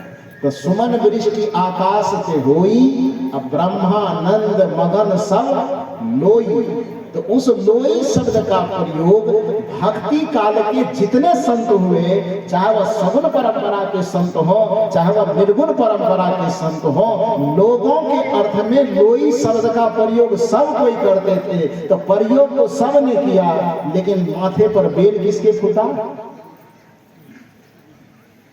प्रयोग किया सब कोई, लेकिन इल्जाम लगने की बारी आई तो किसके ऊपर इल्जाम लगा? थोड़ा जोर से बोलिए। कबीर साहब के ऊपर। किसी ने मौका दिया नहीं, और कबीर साहब को कमजोर समझ करके मारा होगा कि लो एक पर फिर बैठ जाए तो बैठ जाए। और यही लोई सबसे घिसिया घिसिया करके जितना है कबीर साहब को पत्नी वाला, और उसी लोई से 2 बेटा भी बना दिया। कमाल और कमाल। जो अखंड बाल ब्रह्मचारी सन्यासी साधु संत थे, जिनके दर्शन का लोहा पूरी दुनिया मानना चाहिए, जो मानती भी थी, उसके प्रभाव को कम करने के लिए पहले तो उसको हिंदू सनातन समाज से काटने का प्रयास किया, और दूसरा इससे भी बात नहीं बनी तो उसको अखंड बाल ब्रह्मचारी सन्यासी से घसीट करके गृहस्थों के लाइन में लाने के लिए लोई शब्द उनके माथे पर थोपा गया। लोई शब्द को थोपने से भी काम नहीं चला, तब उसके माथे पर नया रमजनिया और धनिया को भी थोपा गया। वस्तुतः न तो रमजनिया धनिया कोई स्त्री है, न लोई कोई स्त्री है। रमजनिया धनिया 2 वृत्ति है, और लोई जो है लोगों के लिए प्रयोग होने वाला शब्द है। प्रयोग सब ने किया, लेकिन इल्जाम केवल कबीर साहब के ऊपर लगा। बात समझ में आई? तो चलिए, मैं प्रवचन क्या कर रहा था? प्रवचन ये कर रहा था मैं कि सदगुरु कबीर साहब का जो चिंतन है वो मौलिक चिंतन है। कबीर साहब का जो दर्शन है वो मौलिक दर्शन है, और उस मौलिक दर्शन का इतना ही अभिप्राय है कबीर साहब का कहना कि मेरा दर्शन में भगवान से मिलाने वाला दर्शन नहीं दिया हूं, मैं लोगों को भगवान बनाने वाला दर्शन दिया हूं कि तुम भगवान बनो। और भगवान बनाने का ये अभिप्राय नहीं कि आपके हाथ में त्रिशूल दे देगा या आपके हाथ में सुदर्शन चक्र दे देगा या आप कंगुलिया पर गोवर्धन पर्वत उठा लोगे, ये नहीं देगा। क्योंकि भगवान का अर्थ संतों की परंपरा में क्या है, तो मैंने पहले बताया कि पाली भाषा में भगवान का अर्थ क्या होता है।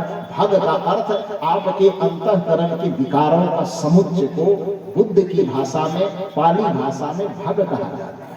और जिसने अपने भग का वान कर दिया, मैंने उसको खत्म कर दिया, समाप्त कर दिया, और अपने आत्मा को विकारों से मुक्त करके परम चेतना की शुद्ध अवस्था में स्थित कर दिया, उसी को बुद्ध की परंपरा में भगवान कहा जाता है।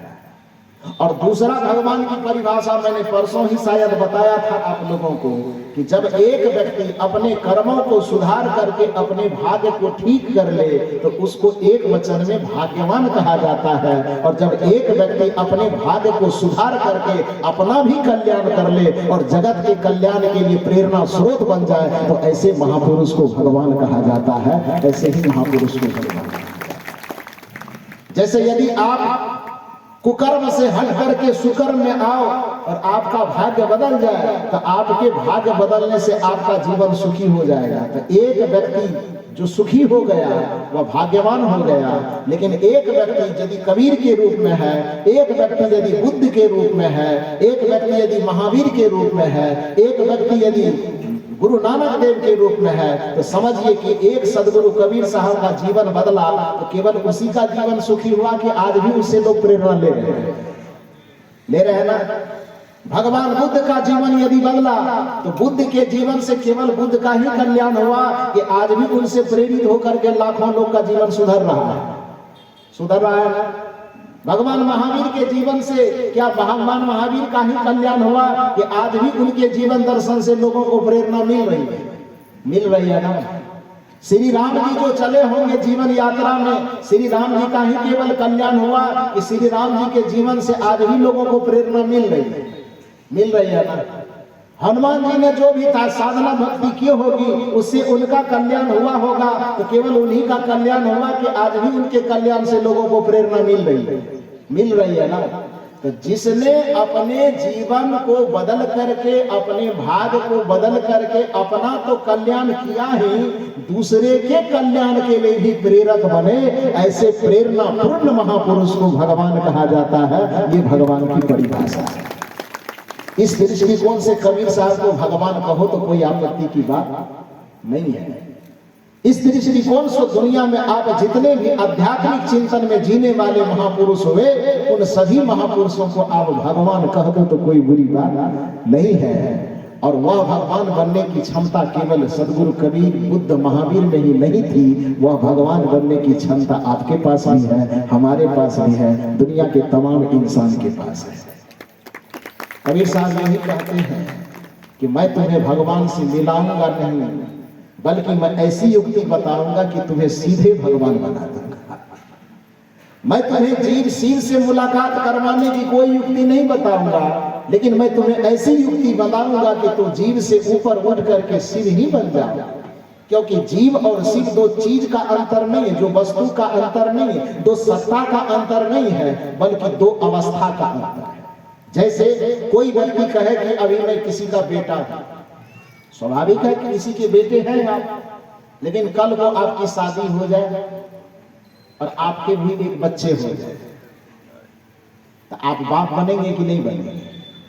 अरे पिताजी बनेंगे ना। तो कल तक आप किसी के बेटा थे और आज आप किसी के बाप बन गए, तो दो व्यक्ति हो गए कि व्यक्ति एक ही है? बताइए जरा सा। कल तक जो आप किसी के बेटा थे और आज आप किसी बेटे के बाप हुए, तो आप बाप हुए ना। तो कल तक आप बेटा कहलाते थे, आज बाप कहलाने लगे, तो बेटा और बाप में दो व्यक्ति का परिवर्तन हुआ कि दो अवस्था का परिवर्तन हुआ? थोड़ा जोर से बोलिए। आज विद्यालय में आप पढ़ने जाते हैं तो अभी विद्यार्थी हैं, और कल पढ़ करके पारंगत हो गए, कोई नौकरी हो गई तो पदाधिकारी हो गए। तो विद्यार्थी और पदाधिकारी में व्यक्ति का अंतर हुआ कि अवस्था का अंतर हुआ?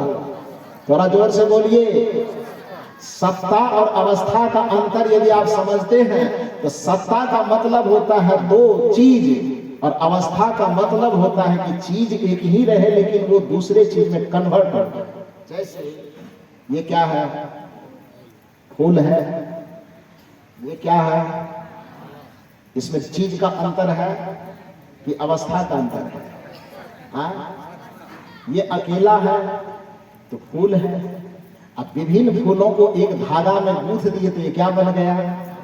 तो ये दो चीज का, दो सत्ता का अंतर है कि दो अवस्था का अंतर है। क्या इस फूल के पास माला बनने की क्षमता नहीं है? है ना? अभी यह माला नहीं है किंतु यह भी यदि इस धागा के अंदर समा जाए तो यह भी क्या हो जाएगा? माला बन जाएगा।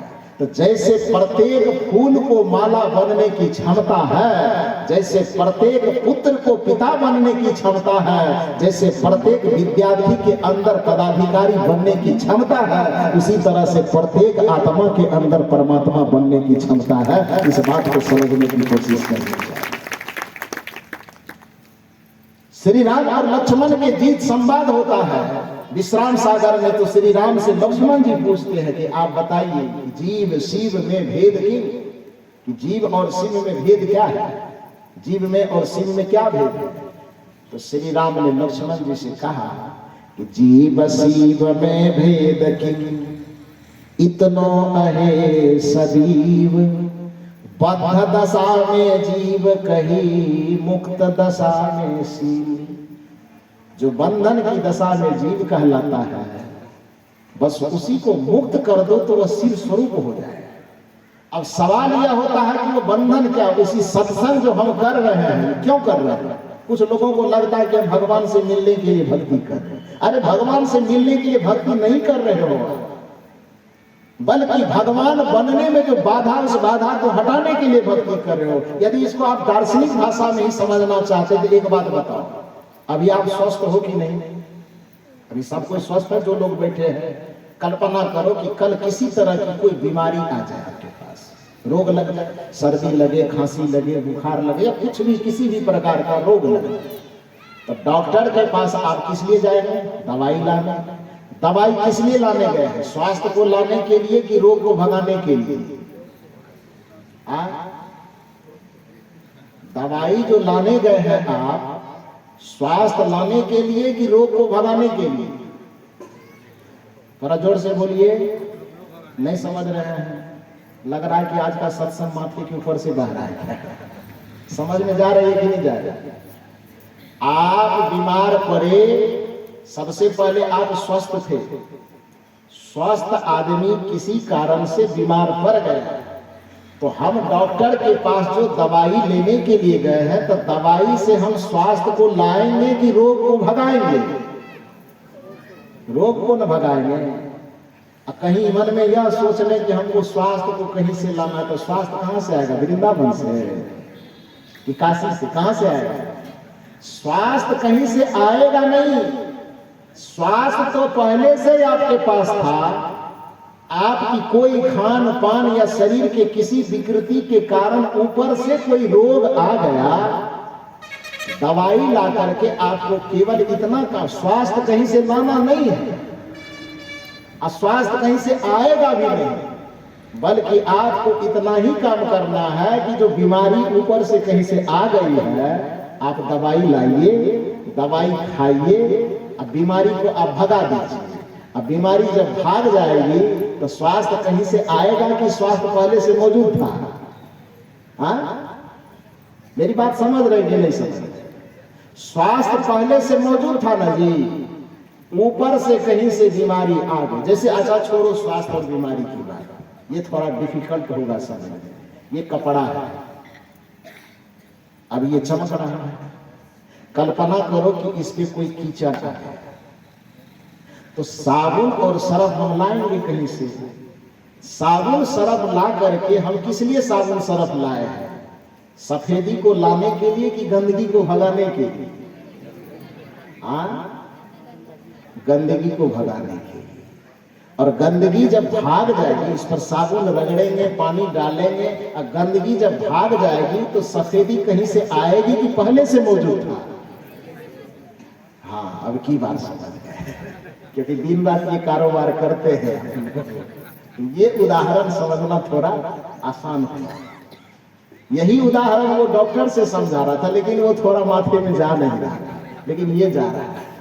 तो कपड़ा पहले से साफ है और इस पर न जाने कहां से कितने धूल परत आकर के इस पर जमा हो गया।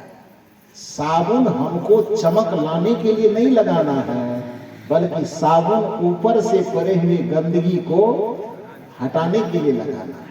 और गंदगी जैसे हटेगी तो सफेदी या चमक कहीं से आएगी नहीं, बल्कि गंदगी के अंदर जो चमक छिप गई थी, गंदगी के हटने के साथ ही वो चमक क्या होगी? प्रकट हो जाएगी। तो जो ये कपड़े, साबुन और गंदगी से आपने उदाहरण समझा, वही उदाहरण समझ लीजिए कि आत्मा स्वरूपतः पहले से पवित्र है, आत्मा स्वरूपतः पहले से मुक्त है, आत्मा पहले से आनंद स्वरूप है। किंतु संसार के राग रंगों में पड़ करके विषय वासना की कीचड़ से वो आत्मा की चमक दब गई है। जब आप गुरु के पास आते हैं, सत्संग में आते हैं और ज्ञान और ध्यान का साबुन जब उस पर लगाते हैं तो सारे विकार और वासना की गंदगी हट जाती है और आत्मा अपने मूल स्वरूप परमात्मा की स्थिति में आ जाता है। यही भक्ति का लक्ष्य है। सदगुरु कबीर साहब यही कहना चाहते, जहिया जन्म मुक्ता हटा तहिया हटा न कोई, छठी तुम्हारी हो जगह तू कहां चला भी कोई। भगवान बनाने के लिए अलग से आपको कोई पावर नहीं देना। और ये बात आप मत सोचो कि केवल कबीर साहब कह रहे हैं। सगुन परंपरा में सबसे बड़ा देव कृष्ण जी को माना जाता है, 16 कला से पूर्ण माना जाता है ना। जैसे अवतार तो बहुत सारे गिने जाते हैं, लेकिन 2 मुख्य रूप से गिना जाता है, राम जी और कृष्ण जी। उसमें भी कृष्ण जी को थोड़ा सुप्रीम पावर माना जाता है। क्यों? क्योंकि कहा जाता है कि राम जी 12 कला वाला अवतार है और कृष्ण जी 16 पूर्ण अवतार वाला। भजन में गाते हैं, आप लोग सब लोग गाते हैं, जग में सुंदर है वो नाम, चाहे कृष्ण कहो या राम, बोलो राम राम राम, बोलो श्याम श्याम श्याम। गाते हैं ना कि जग में जितने अवतार गिने जाते हैं सगुन परंपरा में, उन अवतारों में 2 अवतार, हालांकि अवतार होता नहीं है। भगवान का अवतार करवाना, अपने गुरु का अवतार करवाना, उस भगवान और गुरु को गाली देने के समान। रात में हमारे पास बहुत सारे लोग बैठे हुए थे। यहाँ से कार्यक्रम संपन्न होने के बाद लगभग 10-12 सदस्य बैठे थे और रात में लगभग एकदम 2 घंटा तक हमको जर्सी गाय की तरह दोहा है सब लोग। हाँ, सच्ची बोल रहा हूँ। मैं थक गया था, मैं कहता था छोड़ दो। तो जैसे गाय को दूध न देती तो सिरिंज भोंक भोंक के दूध निकालता। हाँ, उस स्थिति में पहुंचाया। इतना प्रश्न किया, इतना जवाब मिला, लेकिन सब खुश हुए। तो उनकी खुशी को देख करके मुझे भी संतुष्टि हुई कि चलो थके सही, लेकिन मेरी बात को सुन करके लोगों के मानसिक संतुष्टि मिली। यही तो गुरु का प्रसाद है, इसीलिए तो हम बिहार से आए। तो उसमें कुछ बच्चियों ने प्रश्न किया कि गुरु का, संत का, भगवान का अवतार होता है कि नहीं होता है। हमने कहा कि सबसे पहली बात तो कि अवतार कोई खुशखबरी की बात नहीं है, अवतार सब अपने आप में गाली है। उन्होंने कहा सो कैसे? मैंने कहा कि सुनो इसको, और आप भी सुनेंगे तो आप भी इसका खुद ही जवाब दीजिए। अभी जैसे मैंने अभी आपको बताया ना कि पंडितों का काम केवल नकल करना है, भगवान शब्द का नकल किया ना, उसी तरह से जो मुख्य रूप से 2 परंपरा, कर्मकांडियों की परंपरा और संतों की परंपरा। कर्मकांडियों की परंपरा को साहित्य में ब्राह्मण परंपरा कहा गया है और संतों और ज्ञानियों की परंपरा को श्रमण परंपरा कहा गया है। ध्यान दीजिए मेरी बात पर, ब्राह्मण परंपरा और श्रमण परंपरा, ठीक है। ब्राह्मण परंपरा, मैंने कहा कि वो अपने से कोई शोध रिसर्च तो करता नहीं है, ज्यादातर वो दूसरे का नकल करता है। श्रमण परंपरा वाले जो है, संत परंपरा वाले जो, वो क्या करते हैं? खोज करते हैं। जिन ढूंढा तीन पाइयां गहरे पानी बैठ। ये लोग अनुभव के तल पर निरंतर नए नए चीजों का खोज करते हैं। तो श्रमण परंपरा में बुद्ध, महावीर, कबीर, नानक इत्यादि जितने भी संत हुए, उन संतों ने ध्यान करने के बाद, भजन करने के बाद यह पाया कि हमारी आत्मा जो वासनाओं के कीचड़ से दबी हुई थी, जैसे जैसे वासना का कीचड़ हटने लगा तो चेतना क्या होगी? ऊपर उठेगी कि नहीं? अभी प्रारंभ में मैं यही बताया ना कि मूल रूप से जब हम मानव हैं तब हम प्रकृति में जी रहे हैं। धीरे धीरे सद्गुणों का समावेश होगा, अच्छे आचरण, अच्छे कर्म, अच्छा विचार, अच्छा चिंतन जब हमसे जुड़ेगा तो आत्मा नीचे गिरेगी कि ऊपर उठेगा? ऊपर उठेगा। ऊपर उठे तभी तो हम संस्कृति तक पहुंचे, और नीचे गिरे तब हम विकृति तक पहुंचे। बात समझ में आई? एक लेवल है जो मनुष्य, अभी हम हैं, जितने भी मनुष्य हैं वह मनुष्य बीच लेवल में है, जिसको हम प्रकृति कहते हैं। प्रकृति से ऊपर उठे तो संस्कृति, अब प्रकृति से नीचे गिरे तो विकृति। बात समझ में आई?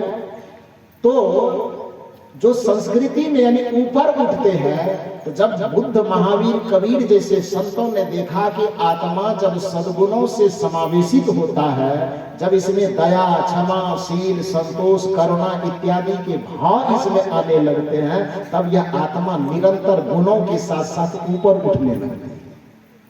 और आत्मा का नीचे से ऊपर उठने की प्रक्रिया का सैद्धांतिक नाम है उत्तारवाद।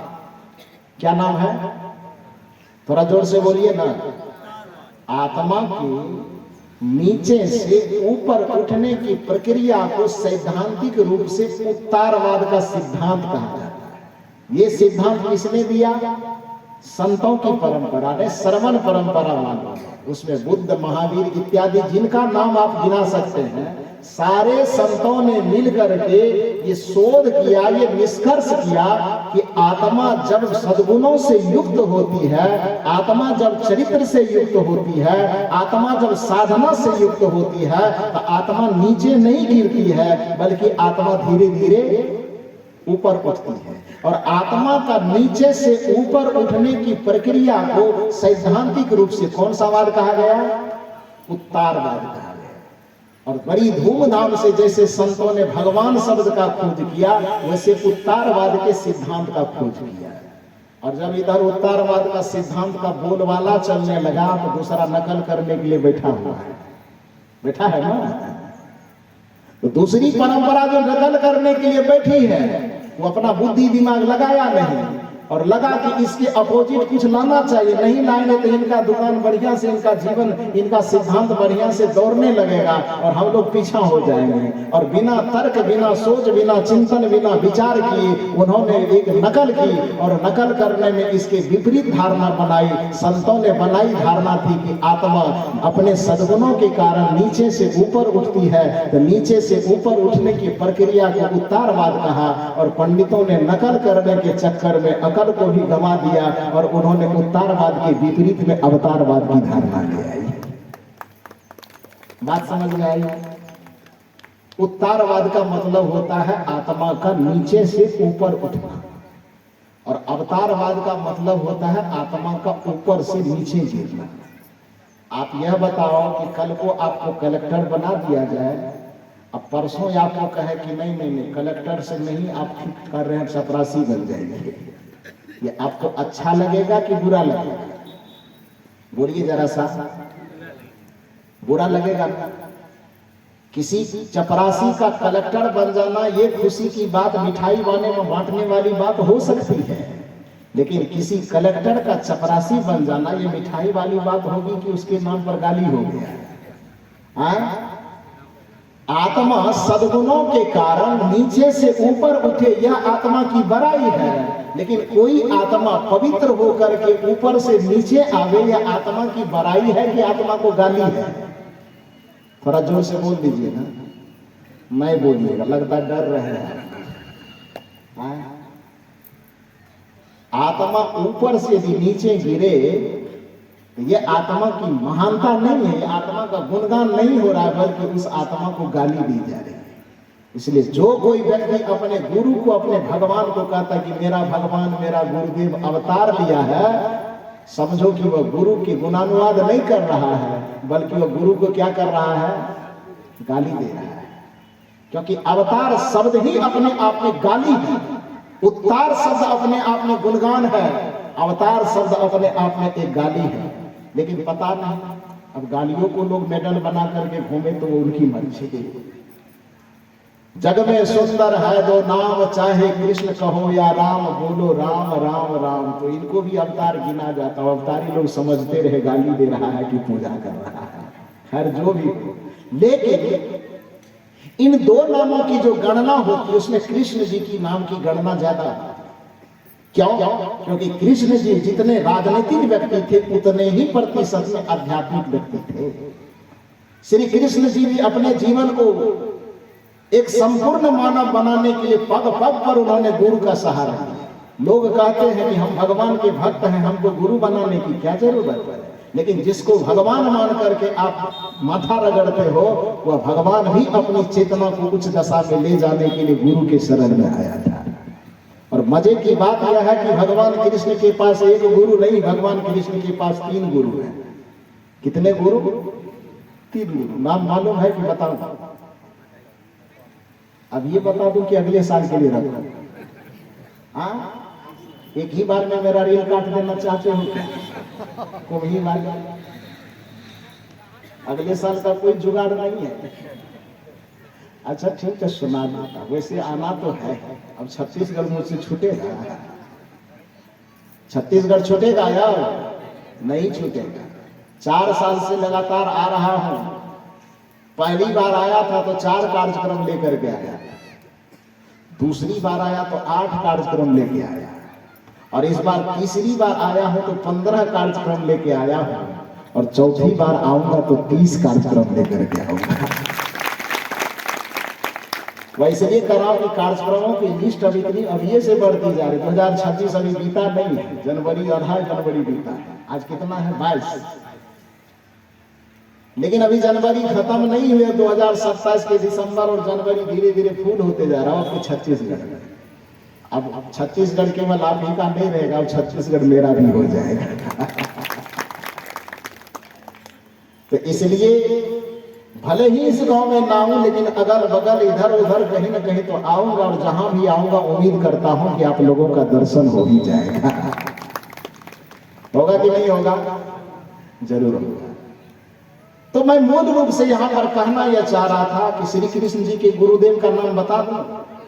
माता जी आप लोग बताओ। कुछ बोल नहीं रहे, नाराज हैं क्या मुझसे? नहीं नाराज है? देखो, पहली बात तो यह समझो कि ये सुन करके, ये समझ करके मेरे पास मत बैठो कि मैं किसी महात्मा का प्रवचन सुन रहा हूं।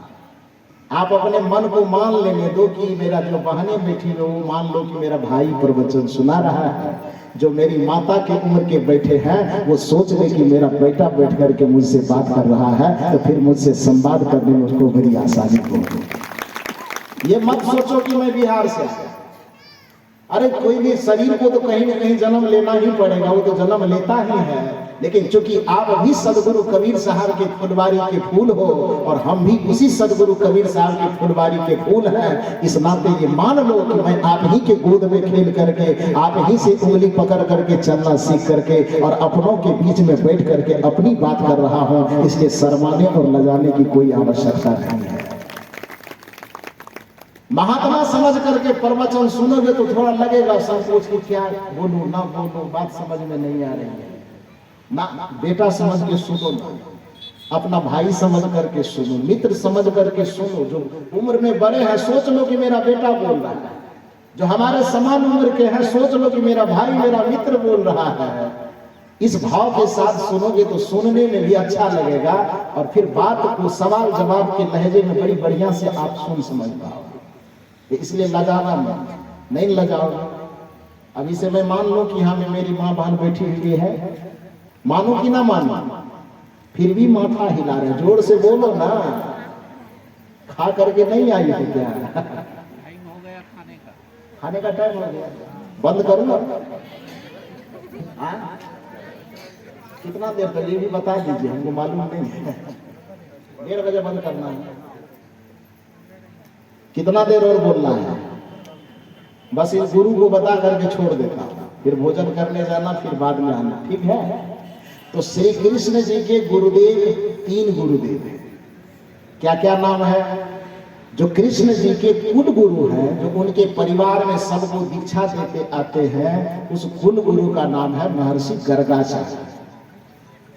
और श्री कृष्ण को जो शिक्षा देने वाले गुरु हैं, उस शिक्षा देने वाले गुरु का नाम है महर्षि संदीपनी। और जो श्री कृष्ण जी को आध्यात्मिक बोध देने वाले हैं, श्री कृष्ण जी के आत्मा को परमात्मा तक ले जाने वाले, परमात्मा बनाने वाले गुरुदेव है, श्री कृष्ण के आत्मा में आध्यात्मिक चेतना जागृत करने वाले जो गुरुदेव है, उस गुरुदेव का नाम है महर्षि अंगिरस। क्या नाम है? महर्षि अंगिरस। 3 गुरु। बात समझ में आई? हालांकि आप लोग गुरु महिमा का पाठ गाते हो तो तुम दुर्वासा को भी कृष्ण का गुरु बनाते हो, मनाते हो ना गुरु महिमा के पाठ में। लेकिन दुर्वासा को किसने गुरु बना दिया, कब बना दिया पता नहीं, लेकिन वो गुरु विधिवत गुरु नहीं थे। हो सकता है उनके पास कुछ जानने पूछने के लिए गए हों तो लोगों ने उसी को गुरु के रूप में चित्रित कर दिया। लेकिन श्री कृष्ण के मुख्य रूप से 3 गुरु, कुल गुरु गर्गाचार्य, शिक्षा गुरु महर्षि संदीपनी और आध्यात्मिक गुरु का नाम महर्षि अंगिरा था, जिसको घोर अंगिरस कहा जाता है।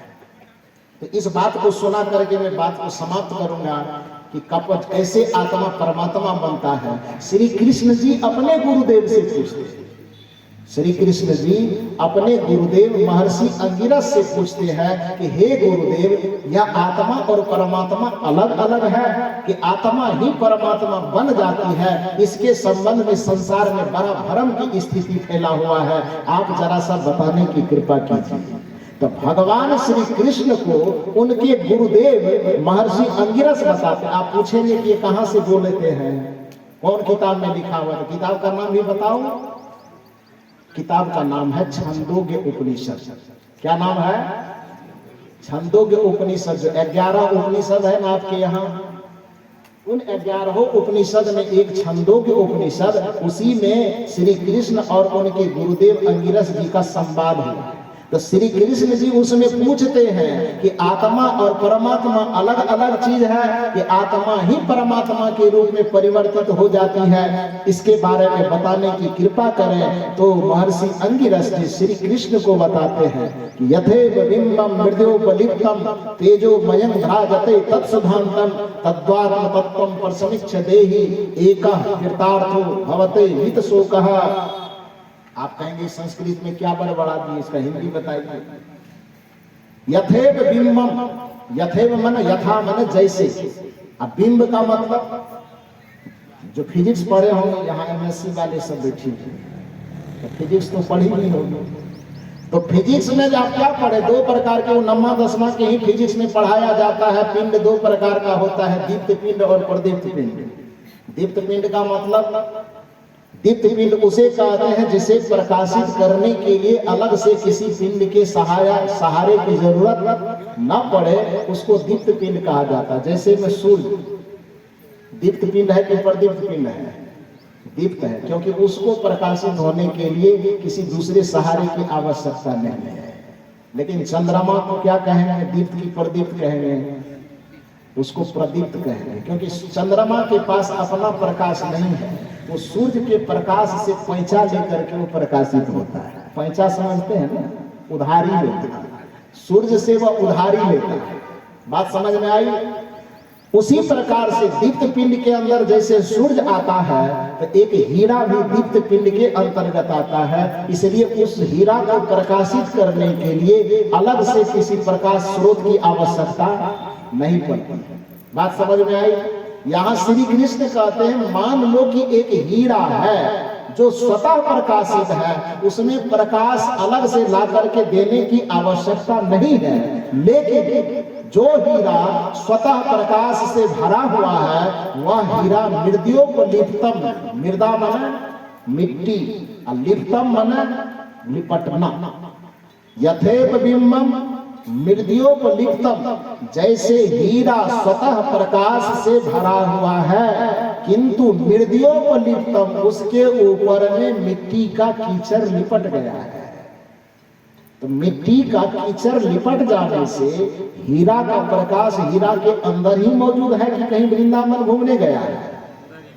थोड़ा जोर से बोलो।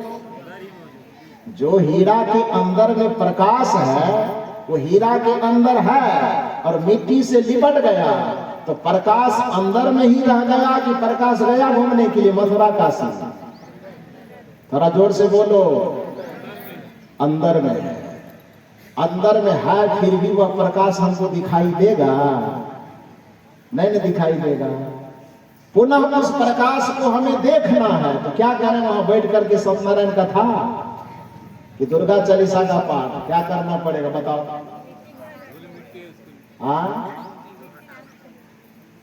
न तो हनुमान चालीसा पढ़ने से काम चलेगा, न रामधुनी गाने से काम चलेगा। एक ही उपाय है। क्या उपाय है? कि भ्राजते तत्सुधांतम, जाओ निर्मल जल कहीं से ले आओ और उस हीरा के ऊपर में जो लिपटा हुआ कीचड़ है उस कीचड़ को धो डालो। और जैसे ही कीचड़ को धोओगे तो प्रकाश फिर कहीं से उड़ करके आएगा, ऊपर से कहीं से आएगा प्रकाश। तब कहां से प्रकट होगा? उसके भीतर में जो पहले से मौजूद है केवल वो प्रकट होगा, कहीं से आएगा नहीं। इसलिए कबीर साहब ने परमात्मा को अवतारित नहीं करवाया, परमात्मा को प्रकट करवाया। शून्य सहज मन सुनि रते, प्रकट भई एक ज्योत। अब बलिया प्रकट, ध्यान दीजिए, प्रकट में और अवतार में अंतर है। अवतार माने कहीं से आया, अब प्रकट माने जो पहले से मौजूद था वो निकल गया। दोनों अंतर है ना जी। तो कबीर साहब अवतार की बात नहीं कर रहे हैं, कबीर साहब प्रकट की बात कर रहे हैं ना। सब घट मेरो साइया, सोनी सेज न कोई, अब बलिहारी व सेज की जाघट। थोड़ा जोर से बोलिए। जाघट प्रगट। तो प्रगट का मतलब होता है जो छिपा हुआ है और सामने में आ गया, उसको प्रगट होना कहते हैं। और अवतार माने कहीं ऊपर से नीचे आ रहा है, उसको अवतार कहते हैं। तो कबीर साहब ने प्रगट की बात की है कि अवतार की बात की है? प्रगट की बात। प्रगट कहीं से आता नहीं है, प्रगट केवल सामने में आता है। बात समझ में आई? तो भगवान श्री कृष्ण के गुरुदेव कहते हैं यथेव बिंबम मृद्योपलिप्तम तेजोमयं, तेज जो उसका है, प्रकाश जो उसका है वह छिप गया। तो भ्राजते तत्सुधांतम, निर्मल जल ले आओ और कुछ मत करो, केवल उसके कीचड़ को हटा डालो। और जैसे ही कीचड़ हटेगा तो प्रकाश को कहीं से लाना नहीं पड़ेगा, बल्कि हीरा का जो प्रकाश छिपा हुआ है वह केवल प्रकट हो जाएगा।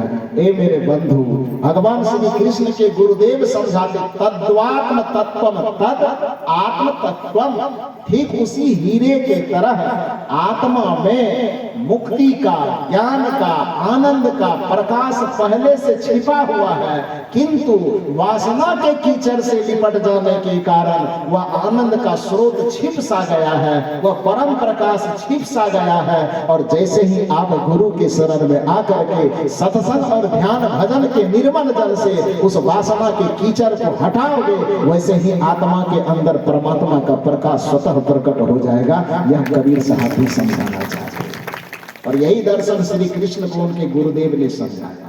तो मैंने आपसे थोड़ा निवेदन किया, पता नहीं यदि थोड़ी देर हो गई हो तो क्षमा कर देना। मूल रूप से आप यह समझो कि सदगुरु कबीर का चिंतन और दर्शन मौलिक है और उनके मौलिक दर्शन का प्रयोजन यह है कि आपको भक्त को भगवान नहीं, भगवान से मिलाते नहीं हैं, बल्कि वह भक्त को भगवान बना देते हैं। इंसान को भगवान से मिलाते नहीं हैं, बल्कि इंसान को भगवान बना देते हैं। जीव को किसी शिव से मिलाते नहीं हैं, बल्कि जीव के अंदर ही शिवत्व को प्रकट कर देते हैं। आत्मा को किसी परमात्मा से मिलाते नहीं हैं, बल्कि आत्मा के अंदर ही परमात्मा की शक्ति को प्रकट कर देते हैं। यही कबीर साहब का दर्शन है और इस दर्शन का लाभ आप लोग 3 दिन से ले रहे हैं। आने वाले बस एक सत्र और बचा हुआ है, यही क्षमा कर दो यार। एक सत्र और बचा के रखें कि यही विराम हो जाए। विराम ना हो फिर दोबारा आप लोग आएंगे तो बताइए, नहीं आएंगे तो मैं भी गाड़ी पे बैठूं सीधे बिहार चला जाऊंगा। आना है तो बढ़िया से आइए। आप लोग इतना देर तक शांत चित्त होकर के मेरे विचारों को सुने, इसके लिए आप सबों के प्रति हृदय से आभार प्रकट करता हूं। और यदि इतना देर बोलने में भूल चूक से मुंह से कोई ऐसी बात निकल गई हो जिससे आपको ठेस लगे तो उसके लिए दोनों हाथ जोड़ करके क्षमा याचना करता हूं। आप सबों को बहुत बहुत साधुवाद देते हुए एक स्वस्ति बातें कहता हूं जिसे पीछे से दोहराइए। सर्वे भवन्तु सुखिनः। कल ही कह दिए थे कि जोर से बोलिएगा। इतना देर से तो मुंह चुप करके बैठे हुए, 2 मिनट भी आप नहीं बोलते, हमसे 2 घंटा बोलवाते। आप लोगों का कर्जा खाए हैं क्या? हैं? यहाँ भी बोलवाते हैं, यहाँ से जाएंगे तो रूम में भी छोड़िएगा नहीं, फिर जर्सी गाय की तरफ दुहिएगा। 2 मिनट भी बोलने का आता हो तो जोर से नहीं बोलते। एक बार बढ़िया से बोल ले तो झगड़ा कर लेंगे आप आपस से। तब अब भाई बहन बनाए हैं, पिता बेटा बने हैं, तो झगड़ा करने का तो अधिकार तो हो ही जाएगा। कर ही सकते हैं, नहीं कर सकते हैं। तब तो इसलिए झगड़ा की नौबत मत आने दो, इसलिए बढ़िया से 2 मिनट बोलो। सर्वे भवन्तु सुखिनः,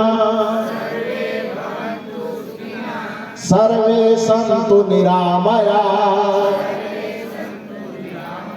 सर्वे भद्राणि पश्यन्तु,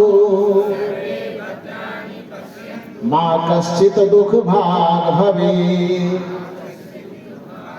सभी सुखी हो, सबका जीवन निरोग्यमय हो, किसी के जीवन में दुख अशांति पीड़ा गम मात्र भी न बचे। सबके हृदय से दुख और चिंता की लकीर सदा सदा के लिए समाप्त हो जाए। सबके मन में सुकून भरा हो और सबके चेहरे पर गुलाब सी मुस्कुराहट हमेशा खिली रहे। इन्हीं शुभकामनाओं के साथ में अपनी वाणी को विराम देता हूं। बोलिए सद्गुरु